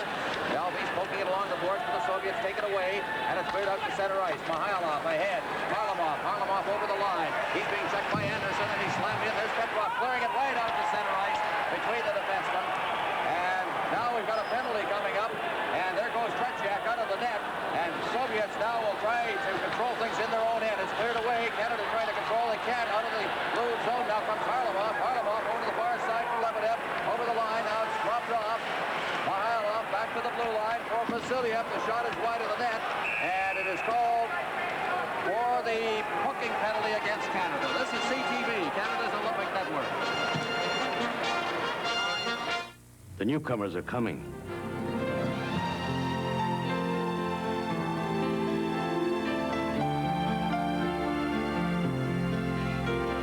The newcomers, 7 award-winning television specials, dramatic stories in the lives of people who have helped build our country, commissioned by Imperial Oil to mark its 100th anniversary. Watch out for the newcomers. Don't miss them. Watch your TV listings for times and channel. Brad Peary going off for hooking in this one at 15:45. Trying to get set now with our alignments. The penalty killers out there for Canada will be Hindmarch, Primo, and back at the blue line, it'll be Don Spring and also Waters. The power play, the Petrov line with Harlamov, Mihailov. Fetisov will be out there. Also, along the blue line, Kazatanov, number 7, behind the net now. Pajot just leaving it there. Now at the side of the net is behind the net. Don Spring will pin it in there and hold it and take the face-off in Canadian territory with 1:50 remaining in the penalty, 4:05 left in the period. Mikhailov a little frustrated. He's talking to his teammates there, wanting to know where they were when that puck went around. An interesting face-off alignment just inside or outside the Team Canada blue line, where the Soviets place 4 players across the line when they have the man advantage, trying to get the quick break just in front of your blue line. Waters is going to take the draw against Petrov. Now it'll be Spring. They use the defenseman to take the draw in the zone. See that quite often, Tom. On the face-off, perhaps you can explain why in a little while. Here's Mihailov behind the net. Mihailov along the boards for Petrov. Petrov just against the boards now. Hindmarch takes a swipe at him. Petrov looking for that man in front. Back to Mihailov, back to Petrov. Petrov in the corner. Petrov rolling it out in front now, and it is steered away by Pajot. Here's a shot from the blue line by Kazatanov, and it's cleared along the boards by Waters. In against the boards, taken by Mihailov. Mihailov trying to get it back. Kazatanov's in deep now as they move Harlamov back to the point. Kazatanov to Harlamov. Back to Kazatanov against the board. Kazatanov over for Fetisov. Went off his skate, now to center ice. And back to get it will be Harlamov in his own end, and right in on top of him as Hindmarch is cleared along the boards. And Fetisov, or at least Petrov turning for Mihailov. Mihailov, the captain, over the line. It's dropped off. Fetisov then shot it high into the crowd, and with 1:04 remaining, it'll be called for a face-off. 1:04 remaining in the penalty. Well, the theory behind the defenseman taking the draw in your own zone, you have to assume in your own end of the rink that you're going to lose the face-off, and that all your players are in a position to move out and cover. Well, that's why the defenseman takes the draw. If we have a forward take the draw and we lose it and it goes to that point, there is no one to chase the point. This way, the defenseman tries to tie it up. We try to get a stalemate. If he wins it in behind him, he's one-on-one with their face-off man, and we're not at a disadvantage. But we assume we're going to lose the draw, but we're in a good position to cover. I'll tell you something, a fellow who used to do that with a lot of success back in the 60s was Punch Imlach. He used to like to do that, using Carl Brewer as a face-off man many times. Until I think they legislated against him, as Carl used to interfere. And now the puck is cleared down the ice by Canada. Exactly a minute left in the penalty now. 3:13 remaining. In deep, puck is cleared behind the net. And out out to the blue line to center ice now. Here come the Soviets. Down over the line. Racing after it is Makarov. Grant's in there on top of him. It's dropped off. One of the Golikov brothers has it now. Starikov back to Golikov. That's Vladimir Golikov. Into the corner. Out in front, Alexander Golikov getting it across. Fake shot here. Makarov trying to get in front of the net, and he's faced forced back. And behind the net once again. Back out to Starikov at the blue line. He winds up. Oh, and it's blocked very neatly there by Lenny Anderson, and it goes all the way down the ice. Anderson sliding like a defenseman to block that one. Boy, a great effort being put in by Canada here. Now it's cleared over for Vasiliev. He gets it over the line. Golikov shooting it in. Into the corner it goes. Alexander Golikov on this side. Out to Starikov. Back to Golikov. Behind the net now. Taken by Golikov again. Vladimir Golikov into the corner. Alexander Golikov to Starikov at the blue line. Back to Golikov. Golikov getting set. This shot is well wide of net. And the penalty is over. And Fury's back on the ice. They killed off another one. 2:09 remaining in the period. It's behind the net now. The Soviets try to jam it in. It rolls out in front. Here's the shot. It's blocked at the defense. And they whack away at it. And it's cleared over to the far boards now. Taken by Vasiliev. He shoots it in. It's gloved and shot down the ice by Terry O'Malley. And will get icing on this one. Is going back for it. And touching it in his own zone is Sergei Starikov. Well, we'll take the icing to get the change. Canada under tremendous pressure. Still holding on to that 3-1 lead. They certainly should be standing. I think the effort that Team Canada's put in this game was typified by Lenny Anderson moving out to the point and blocking that shot. Just selling out completely to block the shot from the point, the puck going out into the neutral zone. And that's the type of effort that Canada has had all night from this club. Now we talk about defensive play. The penalty killing has just been great. No shots on goal during that power play by the Soviets. And they have not been able to score on their power play, and they've had opportunity in this game. Puck is behind the net now. Moving in is Randy Gregg. They roll it out in front, and it's steered away. And against the boards now. Banged out to center ice. At center ice, it's knocked down. Bailey lifted off. He takes a hit by McLean out there, and it's cleared right wide. On the far side, Shlukov over the line. Clears it behind the net. Pajot can't reach it, but Gregg goes in against the boards. Gregg unable to control it against the boards as Balderas is in there. Now Gregg's got it. He flips it around to the far side, and it's picked up by Anderson. Anderson at center ice for McLean. He knocked that pass down, feeds it in now for Barry. Barry going in, and he couldn't get through the defense. After it in the corner is Pervukin. Pervukin out to center ice, past Gregg. It rolls all the way down in Team Canada territory. Flipping it into the corner there is Pajot. He rolls it out in front. Coming back very neatly on that play is Maxwell. He clears it along the boards. It's kept in for the Soviets by Billy Litvinov. Here comes Canada, the long lead pass. Barry gets it, but he had to stop up at the blue line to stop the offside. And that, of course, when you stop up, you just don't have any momentum going. And they caught up to him. Now here comes Canada again. They're checking great. Maxwell over the line with Barry. Maxwell is written off the puck, but I believe it was offside at the line, and it's called for a face-off.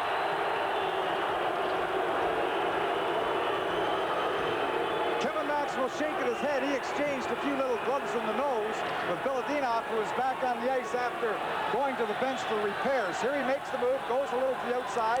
There's Biladinov with a straight arm. Maxwell comes back. Biladinov comes back. Exchanging straight arms, going outside. The first one was a sort of a little jab right into the nose. Make anybody angry.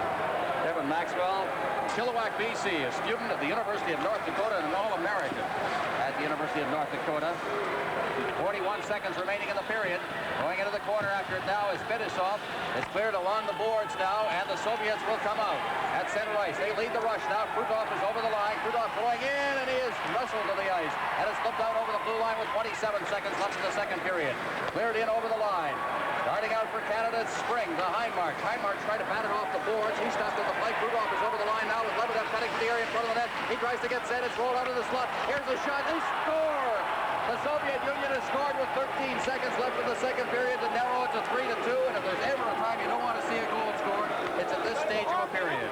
Well, you have to give the Soviets marks. Young Krutov made about 3 or 4 excellent moves. Here he is handling the puck, and he's the guy that came back against Finland. Going wide, holding on. Here's the first move, inside. And then you see the defenseman moving right down. That's what the Soviets love to do.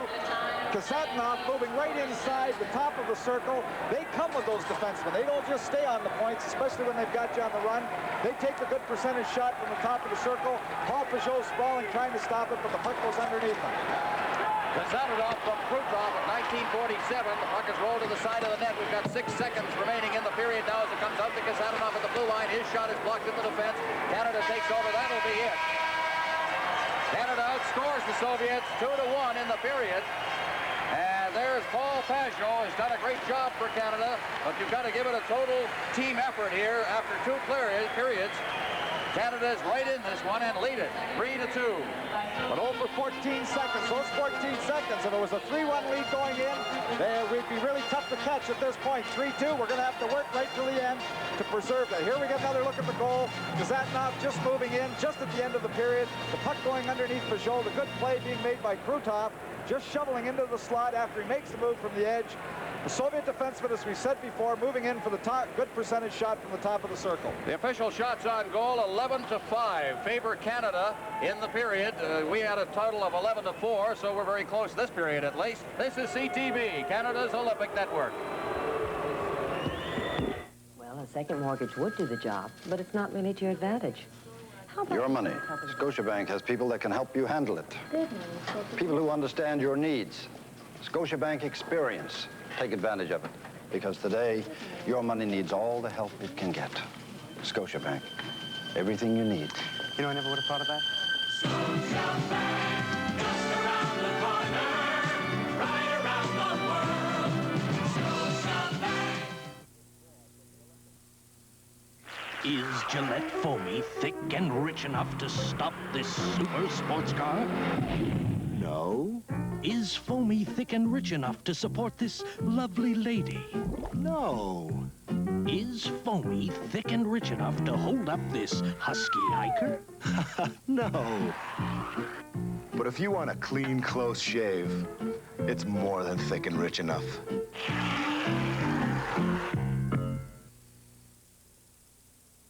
Team Canada coaches admitted prior to today's game that our Canadian Olympic team had to skate with the Soviets. Well, they've been doing that for 40 minutes here at the Olympic Fieldhouse, and they hold a 3-2 lead after 2 periods of play. Jim Neal, Randy Gregg, and Brad Peary have scored the goals for Team Canada. Lloyd?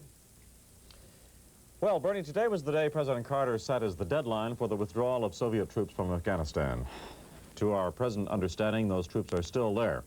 Yesterday, CTV's Bill Inkall talked with Monique Berlioz, director of the International Olympic Committee, and the subject was the future of the Olympic movement given the international situation.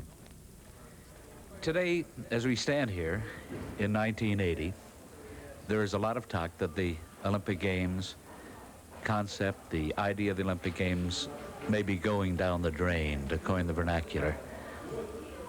Do you feel that maybe we are looking at a bit of history now? We may never see the Olympic Games in its present form again in the light of threats of boycott by the United States, Canada, Great Britain, some of the other countries? Are you sure that Canada wants to boycott the Games, by the way? Well, our former Prime Minister said yes, that it was an irrevocable decision, that yes, we are going to boycott them. Yes, but his National Olympic Committee did not say yes. And after all, it's the National Olympic Committee which is responsible for the entries of the athletes. So even though the government does not agree, it has to go through the National Olympic Committee. So am I to construe that remark then that the IOC does not necessarily listen to what governments have to say? You're trying to keep a divorce from the political side? No. I think the IOC is trying to deal with the different various national Olympic committees. Of course, we have to take into consideration the political situation, but we are trying to avoid it as much as we can. You asked me if we would see the Games again. I think so, maybe in different form, but we have to evaluate? No? No. I can't find the word. We have to change. We have to reconsider and, yes, have to consider an evolution in everything. What happens if Mr. Carter goes through with this threat that he's not going to send the United States, or forbid them really, to go over to compete in the Summer Olympics in Moscow and start what he calls a free world games competition? Will this have any effect on the Olympics? Well, this, first of all, the USOC does not want to boycott the games. So if Mr. Carter goes on with his idea, he will have to demand the athletes not to go. then I heard that he would go as far as taking their passports away from them, which I don't think it is conceivable in a free country. So when you do that, how can you speak of free games? Today, the United States Olympic Committee was to have held a press conference at 5 o'clock Lake Placid time this afternoon. That press conference was canceled. Their present stand is a contradiction. They say they support the president's boycott, but they want to send athletes to Moscow. This is CTV, Canada's Olympic network. I'm not just shampooing, I'm conditioning. I'm not just conditioning, I'm shampooing. With Milk Plus 6 by Revlon, the shampoo and conditioner in one bottle. Milk Plus 6 is so unique, it's even got a patent. Rinse, the conditioner stays in, you can feel it. And no tangling. Your hair's obedient with shine, shine, shine. For normal, damaged, even oily hair, there's a Milk Plus 6 shampoo for you by Revlon. Beautiful. Over 3 million golfers play top flight regularly. The one, the only top flight. Until now. Introducing a whole new world. New Top Flight XL. Extra lively, extra long carry, and something extra. The feel of a totally different Top Flight. The longest balls, Top Flight and Top Flight XL. Now there are two. What is Esso? It's Eldon Tegler and his exploration crew searching for new oil supplies. It's Don Anderson and the guys running one of the most advanced natural gas plants in Canada. It's scientists like Helen Bernard working to develop better industrial oils. And it's agents like Ron Willey supplying fertilizers to help farmers grow crops more efficiently. They are Esso, part of Canada's future for the past 100 years.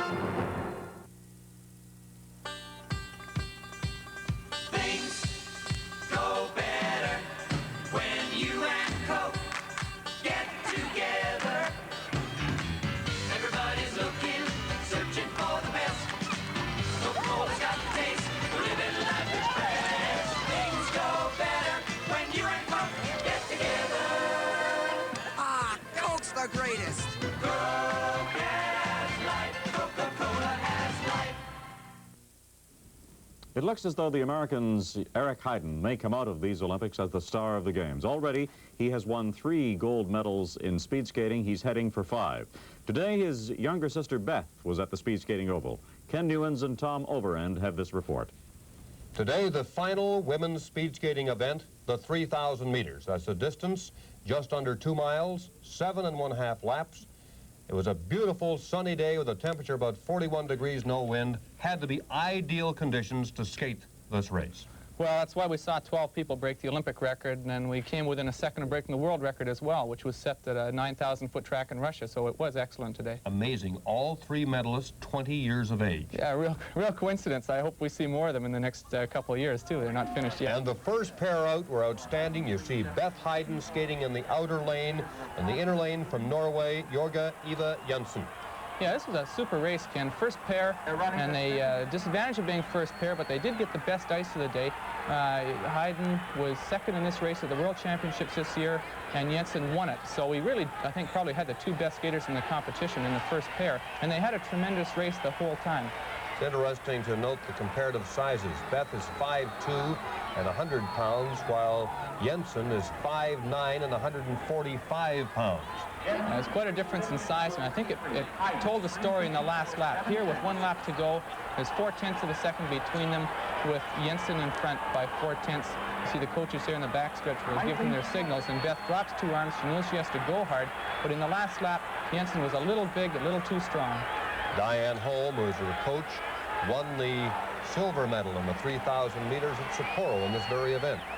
Yeah, Beth really worked that last outer, but Jensen just, particularly in the last 250 meters of that race, just went away from Beth. A little more power at the end, and that was the difference between them. But an excellent time, 4:32.13, a world record of 4:31 flat, so it's only a second off, and Beth 4:33.77. They both naturally smashed the Olympic record in there. Jensen undoubtedly has paid the price, as you can tell by that picture. Now you have Olga Pleshkova, In the Soviet Union, you see skating there in the outer, and Sabine Becker of East Germany, who will be skating in the inner. And this was the second pair, and Becker really took a run at the medalist. Yeah, she knew what time Jensen and Hayden had done. Jensen with 4:31, Hayden with their 4:32, and then 4:33 for Beth.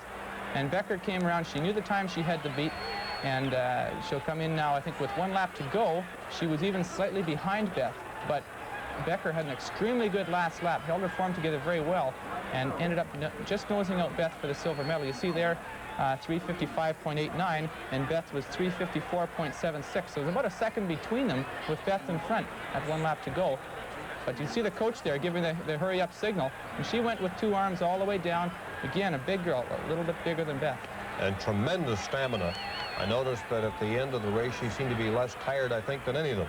And she finished very strong, and it was an advantage for her to skate second pair, knowing what the first 2 had done. She was on their program the whole race, and she came in finishing just ahead of Beth with about a second faster last lap, and she cut Beth to get the silver medal. A 4:32.79. The ice was excellent here, but did deteriorate as the day wore on. There is Sabine Becker, the East German girl, who skated to win the silver medal in the 3,000 meters. With Jensen, Norway, gold, Becker of East Germany, the silver, and Hayden of the United States came through with the bronze. Sylvia Burka, seen skating here, skating for the final time. Although she appeared in 3 Olympic Games, with the misfortune of not enjoying the joy of being able to win an Olympic medal. And Pat Durnan of Winnipeg, also skating her first and her final time. They both now will retire and allow younger skaters to take their place. And of course, tomorrow it's 1,500 meter for men, and it's Eric Hayden time again. Yeah, it's going to be history made tomorrow, Ken. No man has ever won more than 3 gold medals. Eric is clearly rated as a favorite tomorrow, so I would say yes, he's going to pick up his number 4 tomorrow. He made an interesting comment. He said, I haven't got quick feet, but I get a lot out of every stroke. Do you agree with that Well, I think he's comment? probably the strongest skater out there on the ice, and when he says he gets a lot of every stroke, you know, he's moving that track when he pushes. Tomorrow, the men's 1,500 meters. And we'll be back with the highlights of that second period between Canada and the Soviet Union. This is CTV, Canada's Olympic network. Zenith announces the most amazing video recorder yet. The new video director with Speed Search. The special Speed Search picture moves at about 10 times normal speed. It lets you speed past what you don't want to see and lets you stop right at what you do want to see. You also get stop action, reverse, and lots of other new features, including 5-hour recording time.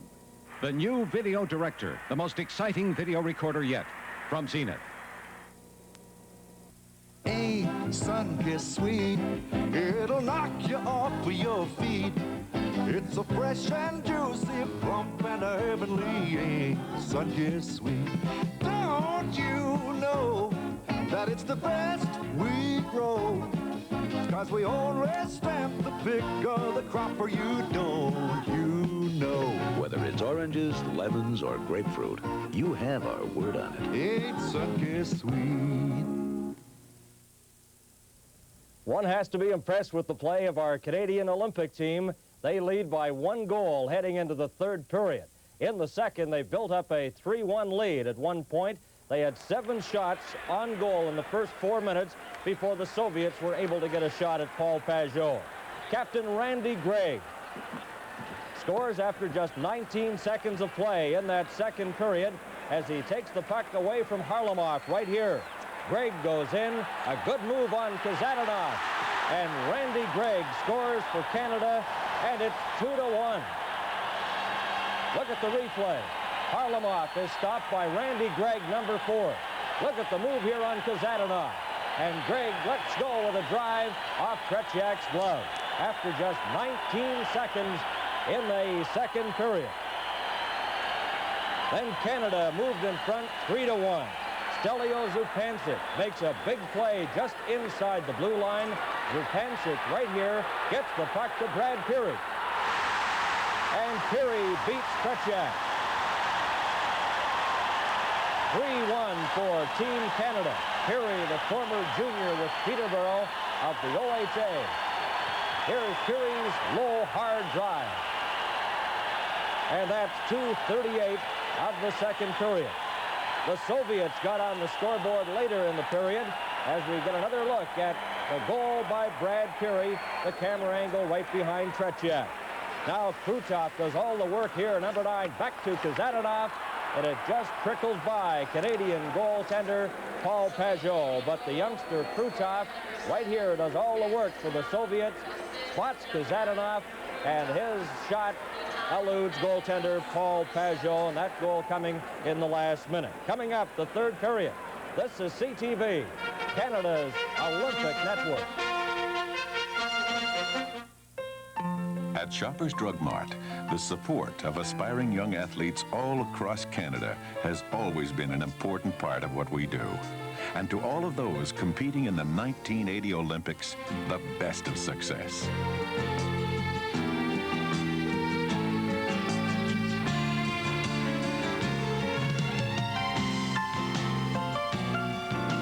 Shoppers Drug Mart, an official sponsor of Canada's Olympic teams.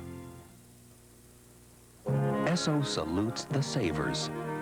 Esso salutes Catherine Anderson for insisting on a furnace tune-up at least once a year, and George Beck for replacing his old furnace with one that uses oil more efficiently, and the Oslers for installing a screen that prevents heat loss up the chimney.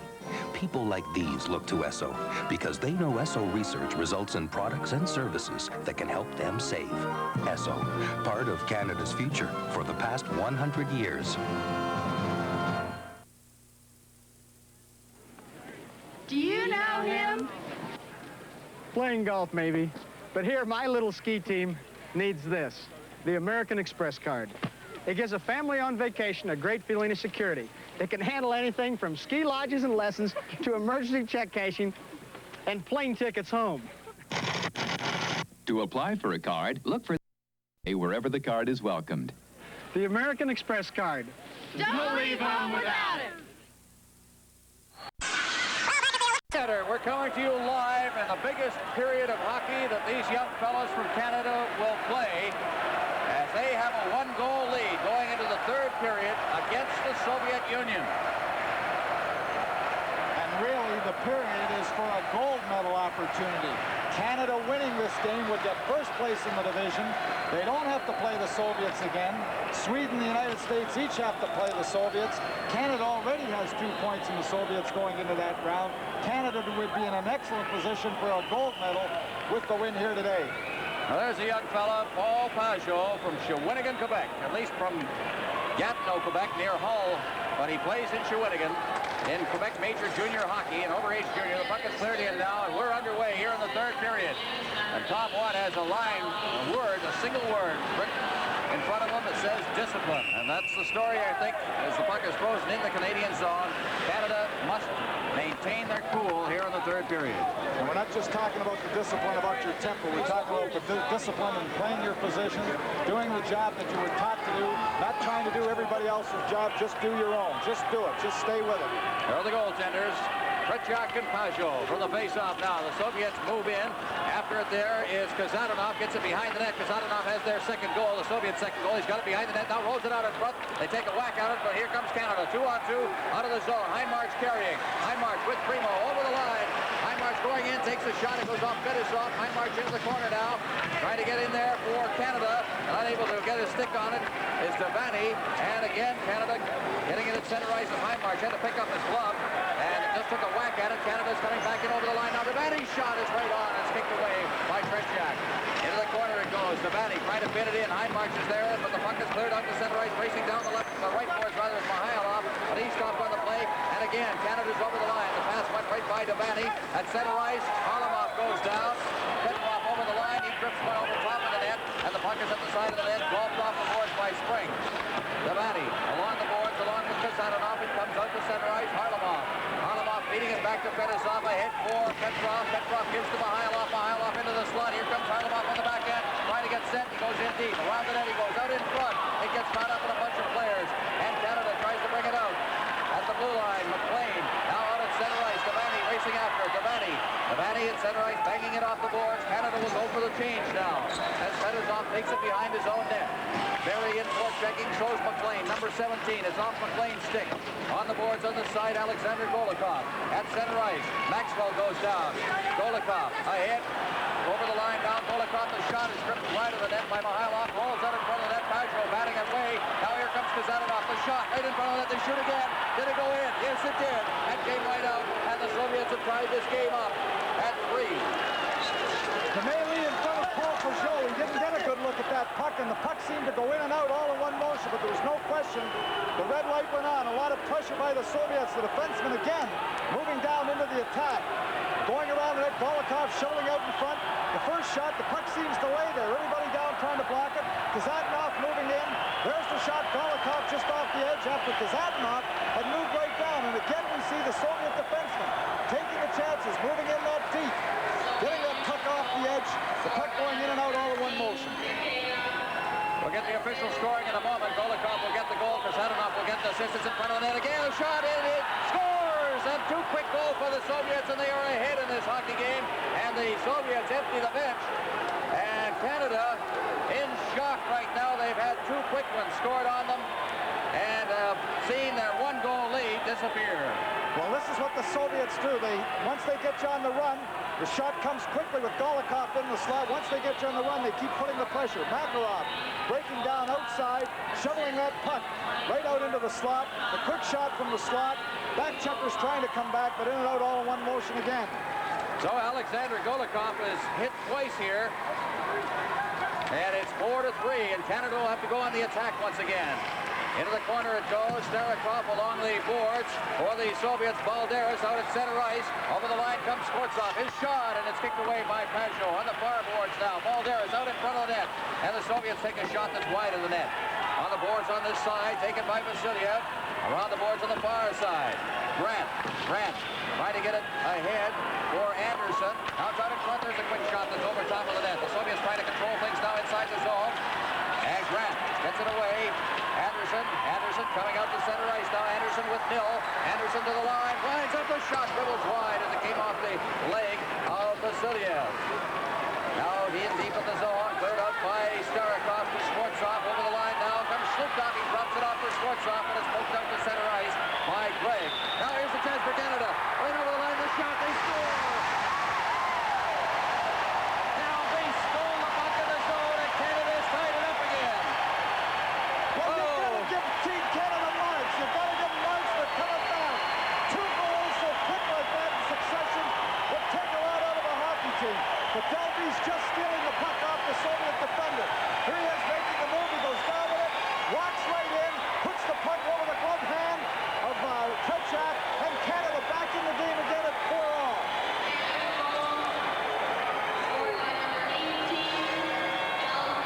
Delby's unassisted. That goal came at the 3:05 mark, just a minute after the Soviets had scored themselves. And we've got a 4-4 tie, and again, this place is a madhouse. Canada now on the attack once again. In goes Delby's after it. Delby's trying to get it out in front. Peary's right there now. Peary's got it. Delby's out in front. It goes for everybody. There's the shot. It rolls right in front. It's loose there. And the Soviets bring it out. At center ice, carrying the puck is Krukov. Krukov, a rink-wide pass, digging in as Billy left it off. After him is in the corner is Anderson. Get it out in front. They bang away at it. It's loose there, and down goes Pajot. It's still loose, but it was covered up enough for a referee to call it. And the face-off will be deep in Team Canada territory. Well, you have to try and slow it down a little bit now, though. You can't get in a shoot war when you're going end-to-end and end-to-end. Dan Delby has tied it up, going to the bench. A very happy Canadian bench at this point after those quick 2 goals by the Soviets. But you can't get in an up-and-down race. Just slow it down now. Wait for your opportunities. Keep that discipline that we had earlier in the hockey game. By the way, those 2 goals were separated by 12 seconds. As coming out of the zone now, it's cleared out to center ice. And trying to break over the line was Primo. He stopped. Puck comes back to the Canadian defense. Spring along the boards for Devaney. Devaney. Primo. Devaney again. Devaney turning with it. Devaney coming over the line now. Devaney getting set. Rolls it over to the far side now. Primo couldn't reach it. And is in the corner. After it is Primo doing a good job. He kicks it out in front of the net. And it's cleared back into the corner. And turning for the Soviet, Petrov. Petrov goes against the boards. It's kept inside the zone. Cleared into the corner. Primo after it behind the net along with Karabukin in the corner for the Soviets. It's cleared around the boards up to center ice, and Spring standing right up there dig in. The Soviets take over now, starting out from his own end is Harlamov. Valery Harlamov to the line now. Harlamov dropping that puck. Gets the return pass. Watch Mikhailov out in front. He tried to roll it through the traffic there, and it was intercepted, and Heinmarch comes away with it. Heinmarch out to center ice. And the Soviets take over once again. Backing up is Sterakov. Bilyaletdinov. Bilyaletdinov to the line. Is shot, and it went off the stick. Alpazio into the corner. Seemed to handcuff him momentarily. Now, behind the net, Canada, Maxwell. Maxwell into the corner on the far side. They start away. It's cleared to the blue line, not out. The Soviets chasing it down. Petrov against the board. Petrov out in front of the net, and it's taken away, and McLean has it for Canada. 3-on-2. Here we come. McLean over the line. The drop pass. The target waiting for it is loose there, and winning it is a loose puck. Oh, Canada executed that very well. Just couldn't finish it off. Now on the boards. O'Malley. O'Malley outside the blue line. O'Malley's over the line. Offside. Barry was trapped inside. It's called on that offside for a face-off. Kenny Barry just moving in late on the first two shots. Paul McLean making a good little move after he jumped the puck to Maxwell. McLean drops to Maxwell. It's put through. McLean trying to get that puck prized in the open net. Kenny Barry coming in late, trying to get his stick on the backhand to shovel it by Trechak. But a good stop and a good execution of a 3-on-2 break by Canada. Face-off outside the blue line now. Come on now. An unassisted goal by Golikov, then Golikov from Makarov, 2 goals in 12 seconds, and the Soviets quickly had the lead, but Canada has come back on a goal by Dan Dalvis, unassisted at 3:05. In the corner now. Trying to skate away from the checking is Makarov. It's out at center ice. Golikov, Vladimir Golikov over the line now. Alexander Golikov trying to get in front of the net. He slides it in front, and it's golfed down the ice by the Canadians' defense right on the Soviet goal. And Trechak will have to leave it for Sterakov. Sterakov on the far board. Clears it out to center ice. Grant's got it. Grant skating back inside his own zone. Grant ahead now for Anderson. Anderson over the line. Anderson trying to work around the defense. It's taken away from him by Golikov and cleared back out to center ice. Now ahead, Anderson got it caught up in his skates. It's still tipped over the line and offside on that play. Again, a face-off outside the Soviet blue line with 5 minutes and 57 seconds gone in the period. This is CTV, Canada's Olympic Network. When the cost of oil went up, good old Jerry converted his oil furnace to gas. But then when gas went up, he cut down on gas by adding wood. Now Humphrey reduced his fuel bill by insulating with fiberglass pink. The money he saved on fuel helped pay for 2 weeks out of the snow and into the sun. Save money this winter. Insulate with fiberglass pink. It's like long underwear for your home. Right off the face-off, the puck is cleared down the ice into Team Canada territory. Randy Gregg lugging it out of his own end. Now ahead, off a skate, down into the Soviet end. Kazanov then clears it right back out again. At center ice, Canada, Anderson clearing it past Kazanov. Down inside Soviet territory. It's fed off the boards by Fedosov. Out to center ice. Here's Big Shlukov over the line. He drops the puck. Tries to get set in front of the net. Out, they stop it up. Balderas out to Kazanov. Over to the far side now. And the pass went behind Fedosov. Golfed in there. It's loose in front of the net. They whack away at it. And Canada clears it to the line. Fedosov, a pile up in front of the net. Fedosov gets a man beat. Then shoots it. It goes off a shoulder and up over the glass. And it's called for a face-off to the right of the Canada goal. Well, again, Canada getting a little mixed up in their own zone. Balderas had an excellent opportunity around the net. We see him going off.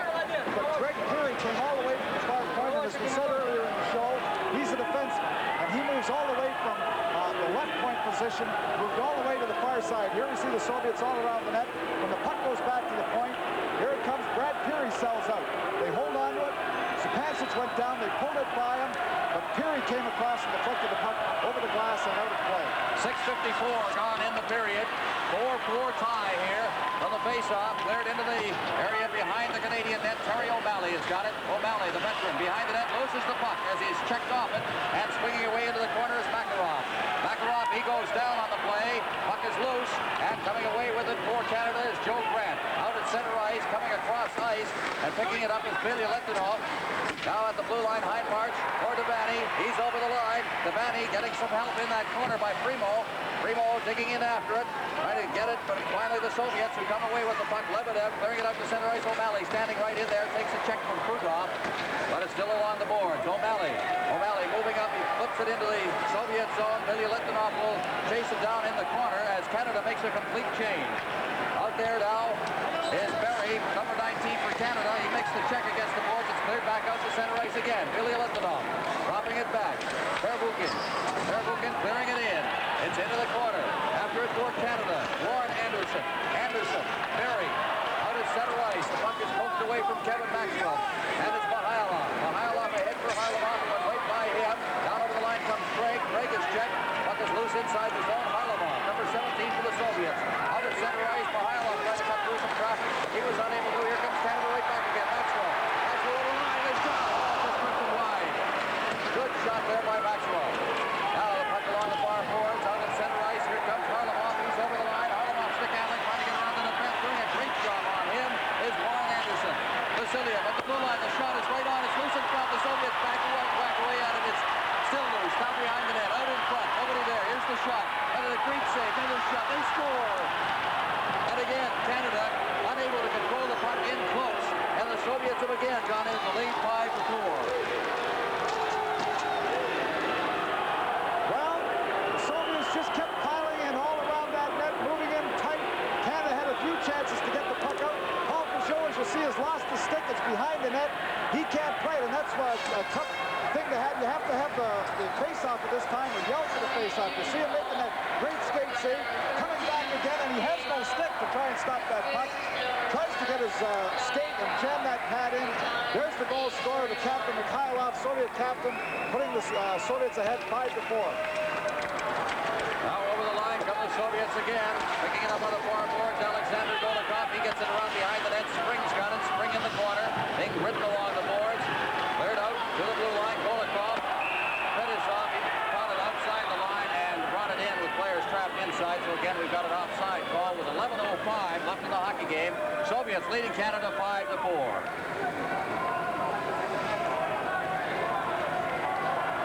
Shots on goal in this period, 6-3 favor the Soviets. There you see the two coaches, Blair Drake on your right, Viktor Tikhonov on your left. The official scoring Mihailov from Starikov on that last goal at 8:41. Canada needs a tie in this game if they want to stay in the running here. Puck is inside the blue line. Davidson clearing it out to center ice, but the Soviets bring it right back in again, trying to get loose. And finally, out of center ice, Fedosov has got it for the Soviets. Back at his own blue line, clears it across ice for Kazadanov, and Canada turns away with it. Glenn Anderson. Anderson flipping it down over the line.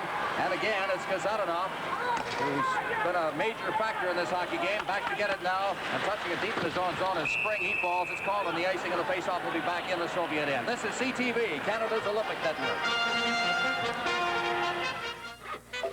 Boy, you guys are getting good at that. I mean, you just zip through those logs. Nothing to it. You hardly keep up with you guys. Yeah, we noticed. For years now, Fred and the boys have laid in a little wood for winter and put away some Molson export. We must have got 5 quarts today. Hey, what do you mean, we? Time is right. Your friends are here. You couldn't ask for a better beer. Export keeps on tasting great when the time is right for great beer. And from the faceoff, Terry O'Malley's got it in his own zone. He gave it away. Here's the shot. Great save by Pajot as he came out to cut off the angle. The Soviets have it in the corner now. The Soviets trying to stick handle, circling around there is Svortsov. Svortsov in against the boards, trying to clear in front. He does. Shlukhov's shot. And that one drifted over top of the net. Now in against the boards. Peary kicking it along behind the net to O'Malley.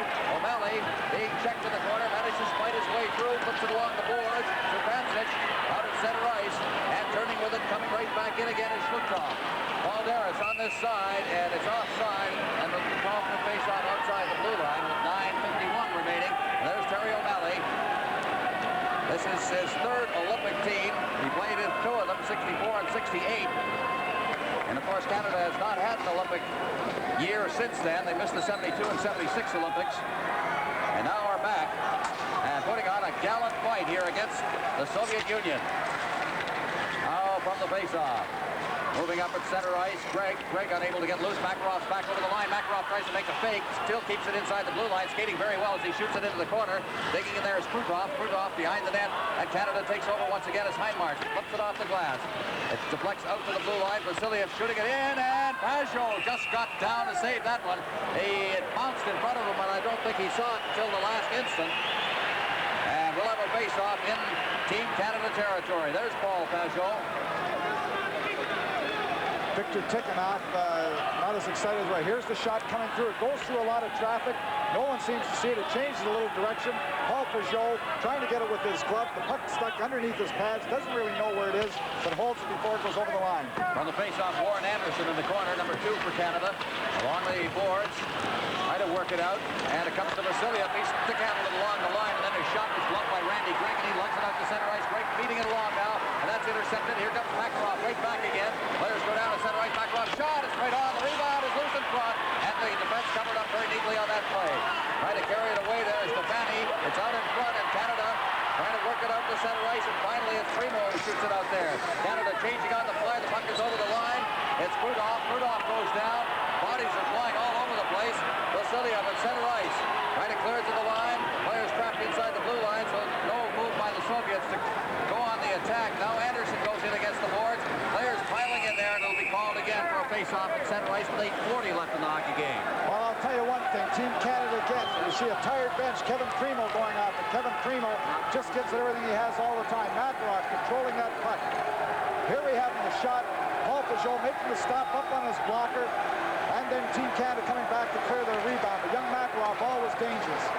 Face-off now, skating along his blue line is Waters. He beats it down into the Soviet end. And Tretiak will leave it there for the defense to Sanonov. Over to the far side, Harlamov. Harlamov, that center ice, did a good job stick handling around Maxwell. He's over the line trying to fight his way through and unable to. Spring takes over.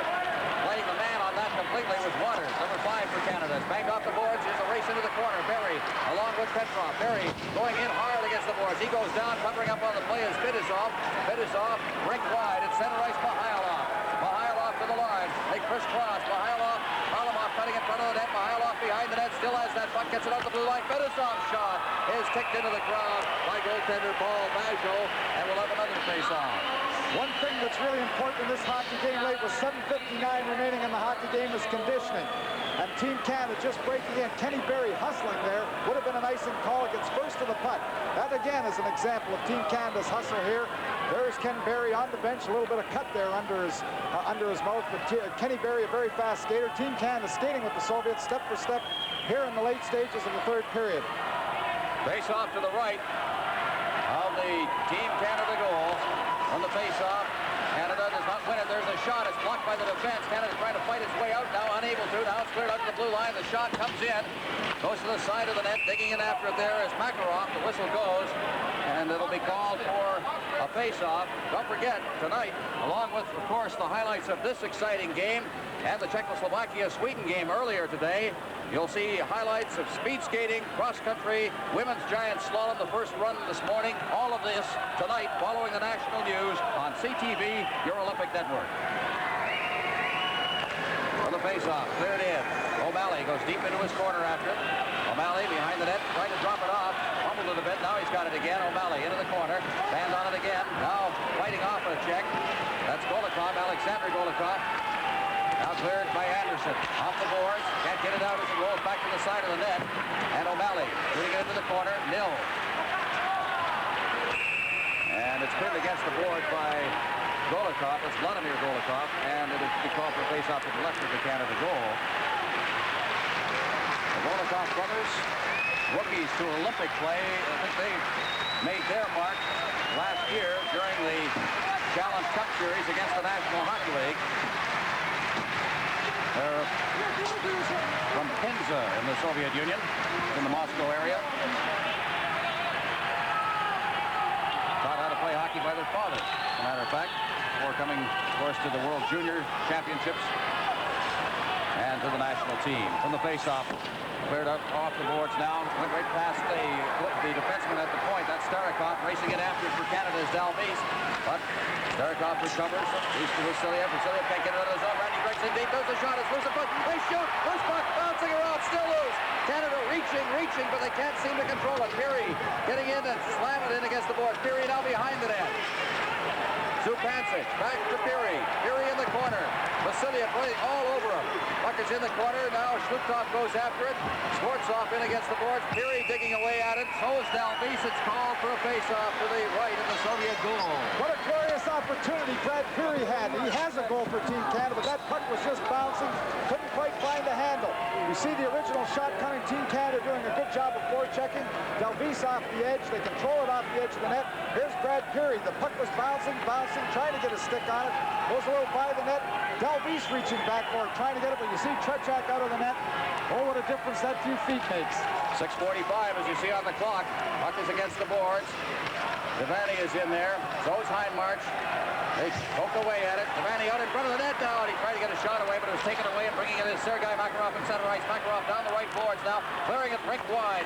On the far side, Fetisov takes a shot. It's deflected into the board area behind the net, and Canada comes away with it now.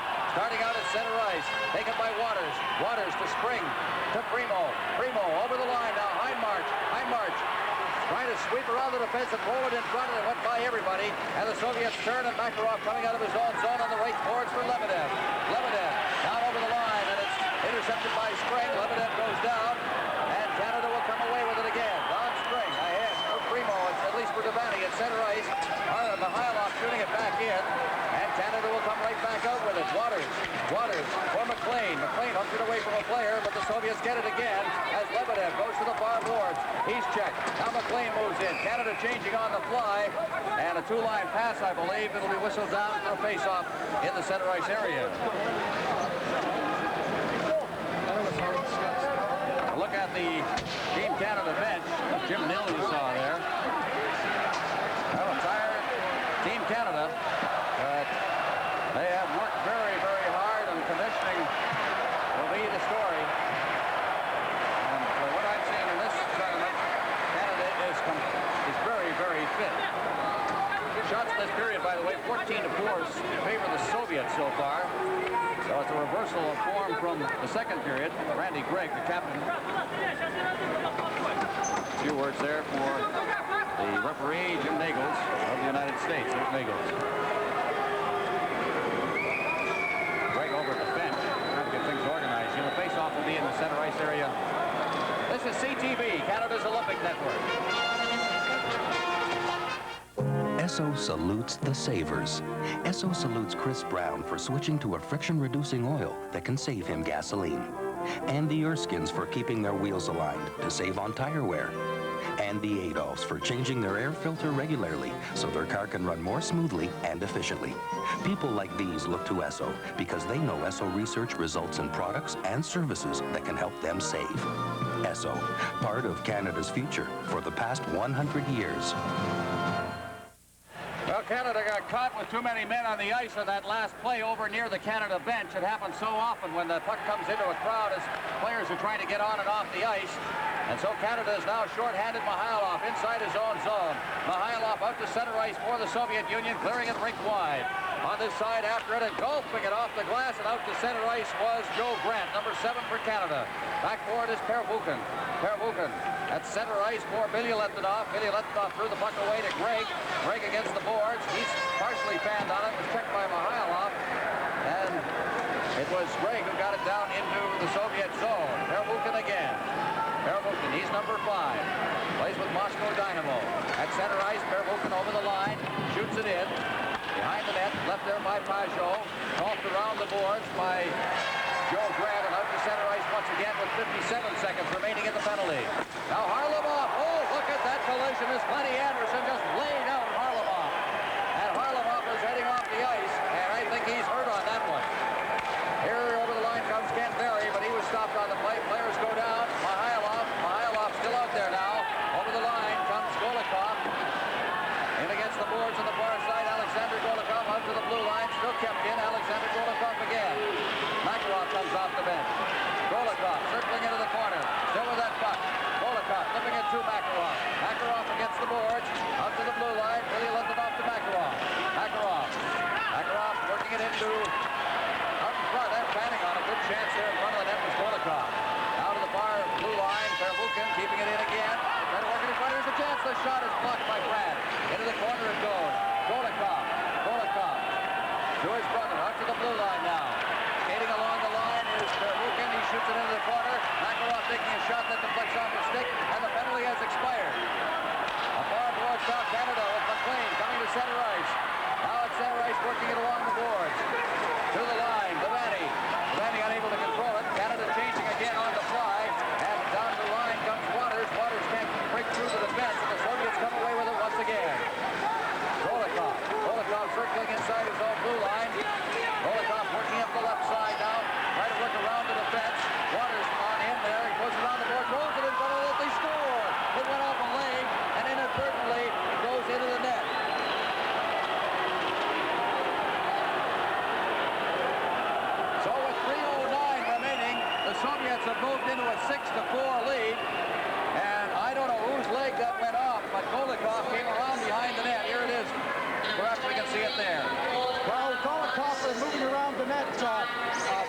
back into the net. Canada has requested a stick measure at this point, but they're not going to give it to them.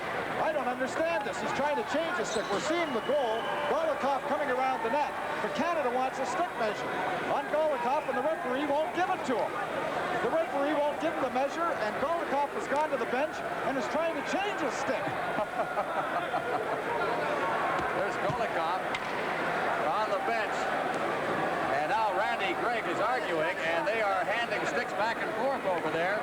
Golikov unassisted.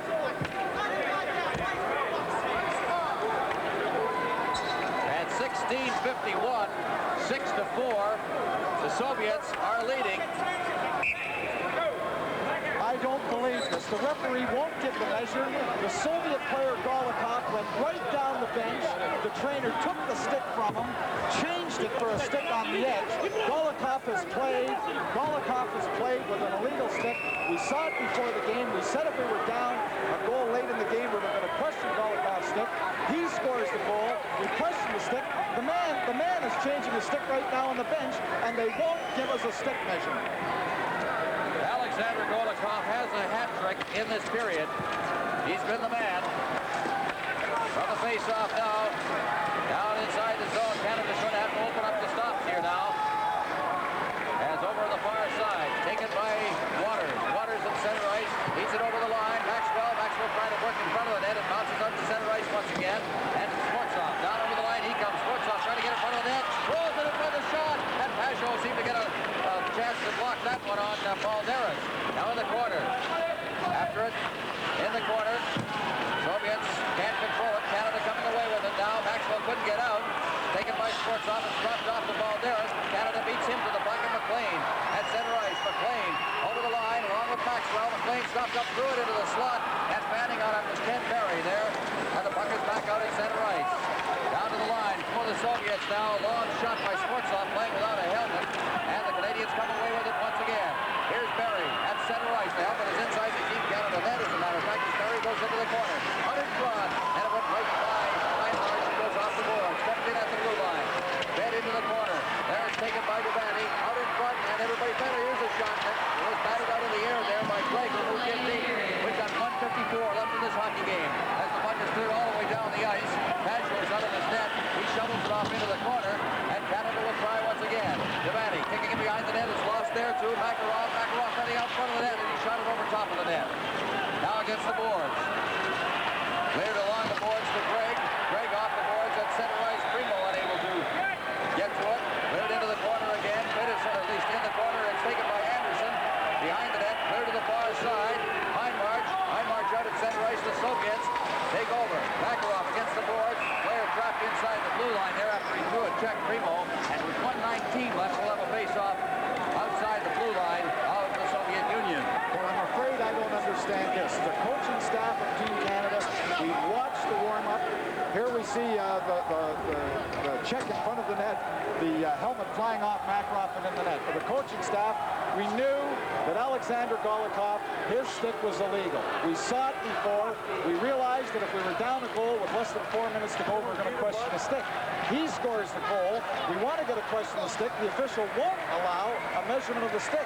If we're wrong, there's a minor penalty to Canada, but if we're right, the goal is thrown out, and we get the man advantage, but he won't measure it. For the face-off, there's Harlamov taking a shot wide of the net. It goes out to the blue line now. Verbuchen keeping it in behind the net. Mihailov out in front. Harlamov rolled it through the goal crease area. Taking over on the far side for Canada, it's Waters. There comes the goaltender now. We're going to pull the net. The goaltender is out as the puck bounces into the corner. After it in there now, it's cleared in. Dalvis in there. Canada trying to control it. Behind the net now for Canada. Dalvis trying to get it out in front. It's behind the net. Rolls out in front. There's a shot. Just missed the net. It's loose in front. Now against the boards. After it is Maxwell. Canada will storm the net now with 40 seconds left. Behind the net. After that puck is Mihailov. It's cleared along the boards. Maxwell keeping it in. Maxwell against the boards. They poke away at it. In there is Petrov as well. Subasic now behind the net. Taken by Dalvis. Dalvis out in front. The shot is blocked. It's loose in front, and down goes Treshak. Is still loose behind the net. Players fall. Cutting through the traffic is Waters. 17 seconds left. They pin it in against the boards, and it's held for a face-off with 14 seconds left in the period. Well, one thing in the hockey game, Team Canada down 6-4. The goaltender out because the tie is needed at the, unless Holland could take 1 point from Finland in the last game today.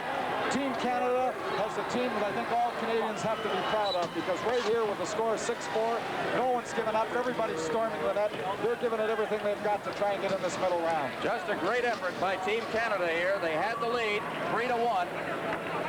Then they lost it very quickly in the third period, then regained the tie.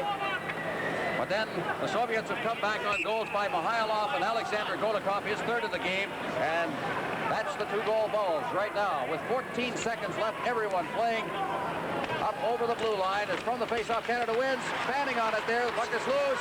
The Soviets trying to get out. Here's a long clearing pass. Steered down wide of the net off the stick of Makarov. Cleared wide. Icing will be the call with 4 seconds left. And the face-off will be down just inside the blue line of the Soviets. Not an icing call, an offside. A 2-line pass comes back to where the pass was shot from, just inside the Soviet blue line. 4 seconds left. They'll play every man up over that line again. As Claire Drake watches, and Canada is getting a standing ovation. This is great. Canada is getting a standing ovation for their effort against the Soviet Union. Don't forget, this is much the same team that shut out the National Hockey League All-Stars last year. The hockey game is over. And Canada is getting the standing ovation. Well, as we just finished saying, there's the standing ovation. Everybody here, the fans just giving them, there's a Soviet fans, but it was a great hockey game. Canada gave it everything they had.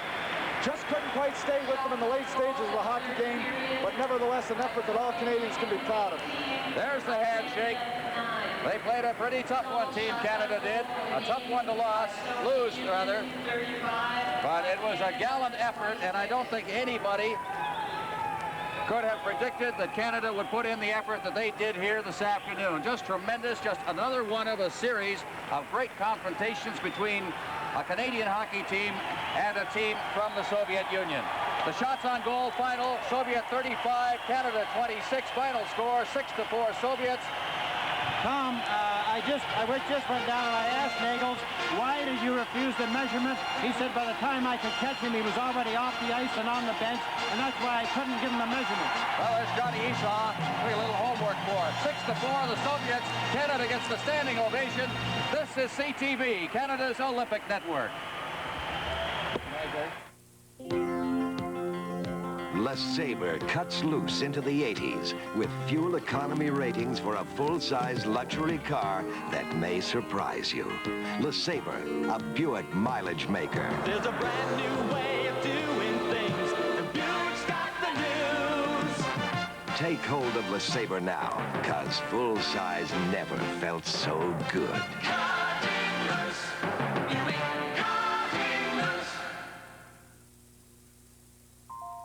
The ski jumper's graceful leap is one of the most carefully planned actions in Olympic sports. Every move is coordinated for a smooth, continuous flow of power. Hello, I'm Alfred Powis. Behind me are Lake Placid's superb Olympic ski jumps. At Noranda, we use the same computer-like precision as the ski jumper to create a smooth flow of production. From this, the world's first continuous copper smelter, and Noranda's computer-controlled grinding system. Noranda is now marketing these systems in many countries of the world. Thus, we're helping to create a stronger future for Canada.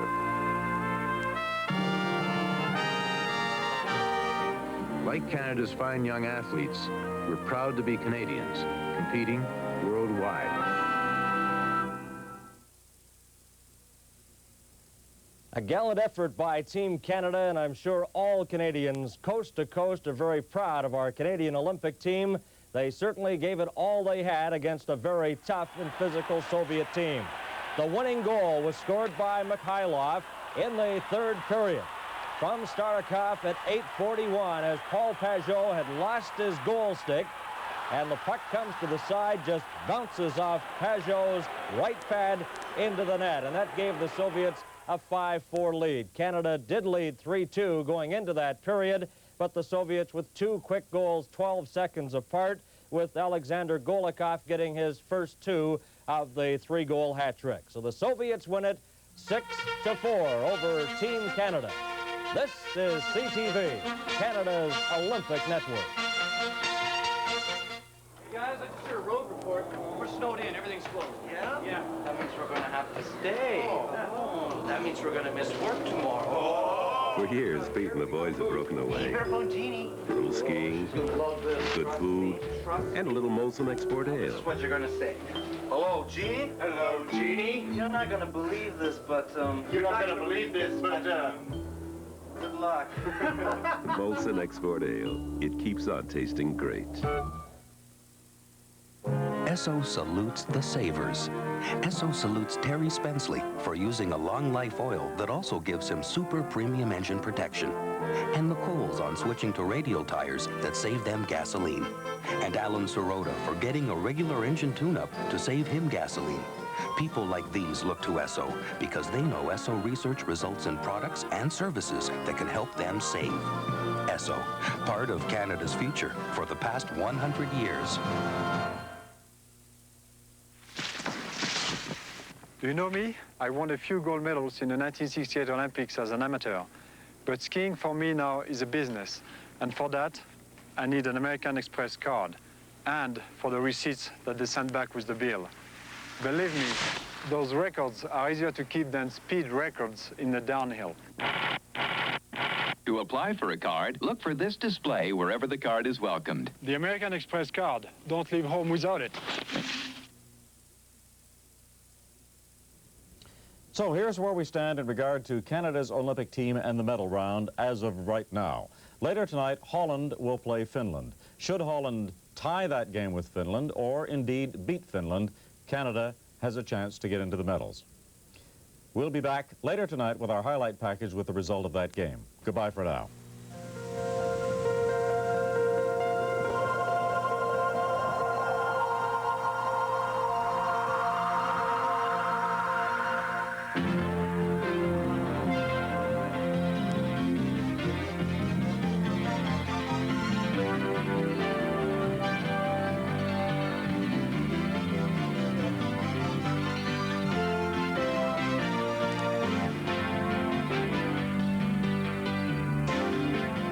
The 1980 Winter Olympics. From Lake Placid, New York. Brought to you by the Noranda Group of Companies. Noranda, like Canada's fine young Olympic athletes, we're proud to be Canadians competing worldwide. By Esso, part of Canada's future for the past 100 years. By Fiberglass Canada Limited, helping Canada save energy for over 40 years. By Scotiabank, just around the corner, right around the world. By Sears, official clothing coordinator for Canada's Olympic teams. By Zenith System 3, now the best Zenith ever is even better. And by Shoppers Drug Mart, an official sponsor of Canada's Olympic teams.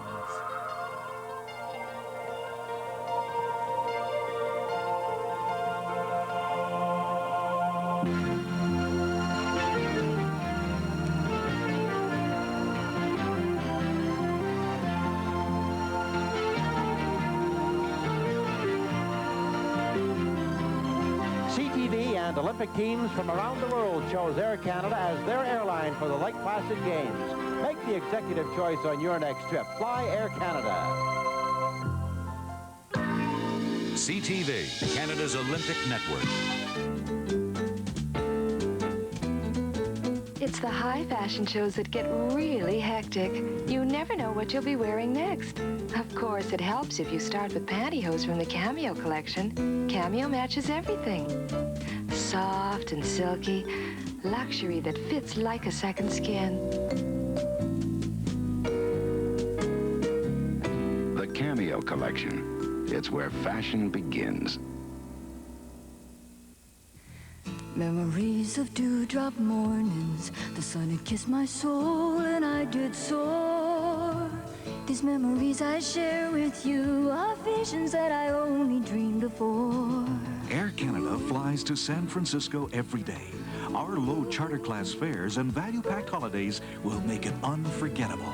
At Canada to California, warm memories like these I've only dreamed before.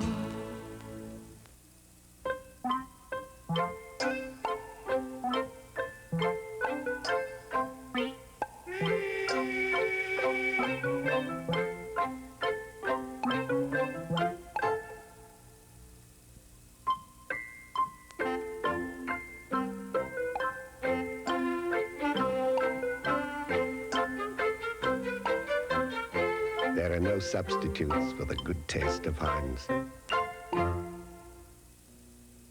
Keeping your photos in order will be a pleasure with this ceramic photo album from Direct Film. Photos slide easily into the individual pockets without sticking. Each album can hold up to 25 double pages with various size pockets for various size photos. There's an index in the front and a label for each album. Until the end of February, you can have the ceramic photo album with 5 double pages for only $4.99. $4.99 at Direct Film.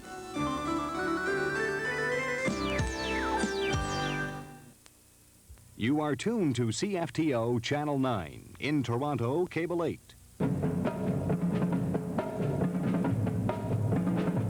World Beat News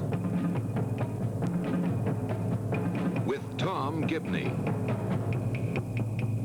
Good evening. 5 of Canada's largest moving firms have been charged in what has been described as a massive 17-year-long conspiracy to fix prices. CFTO's Ken Sherman has the story.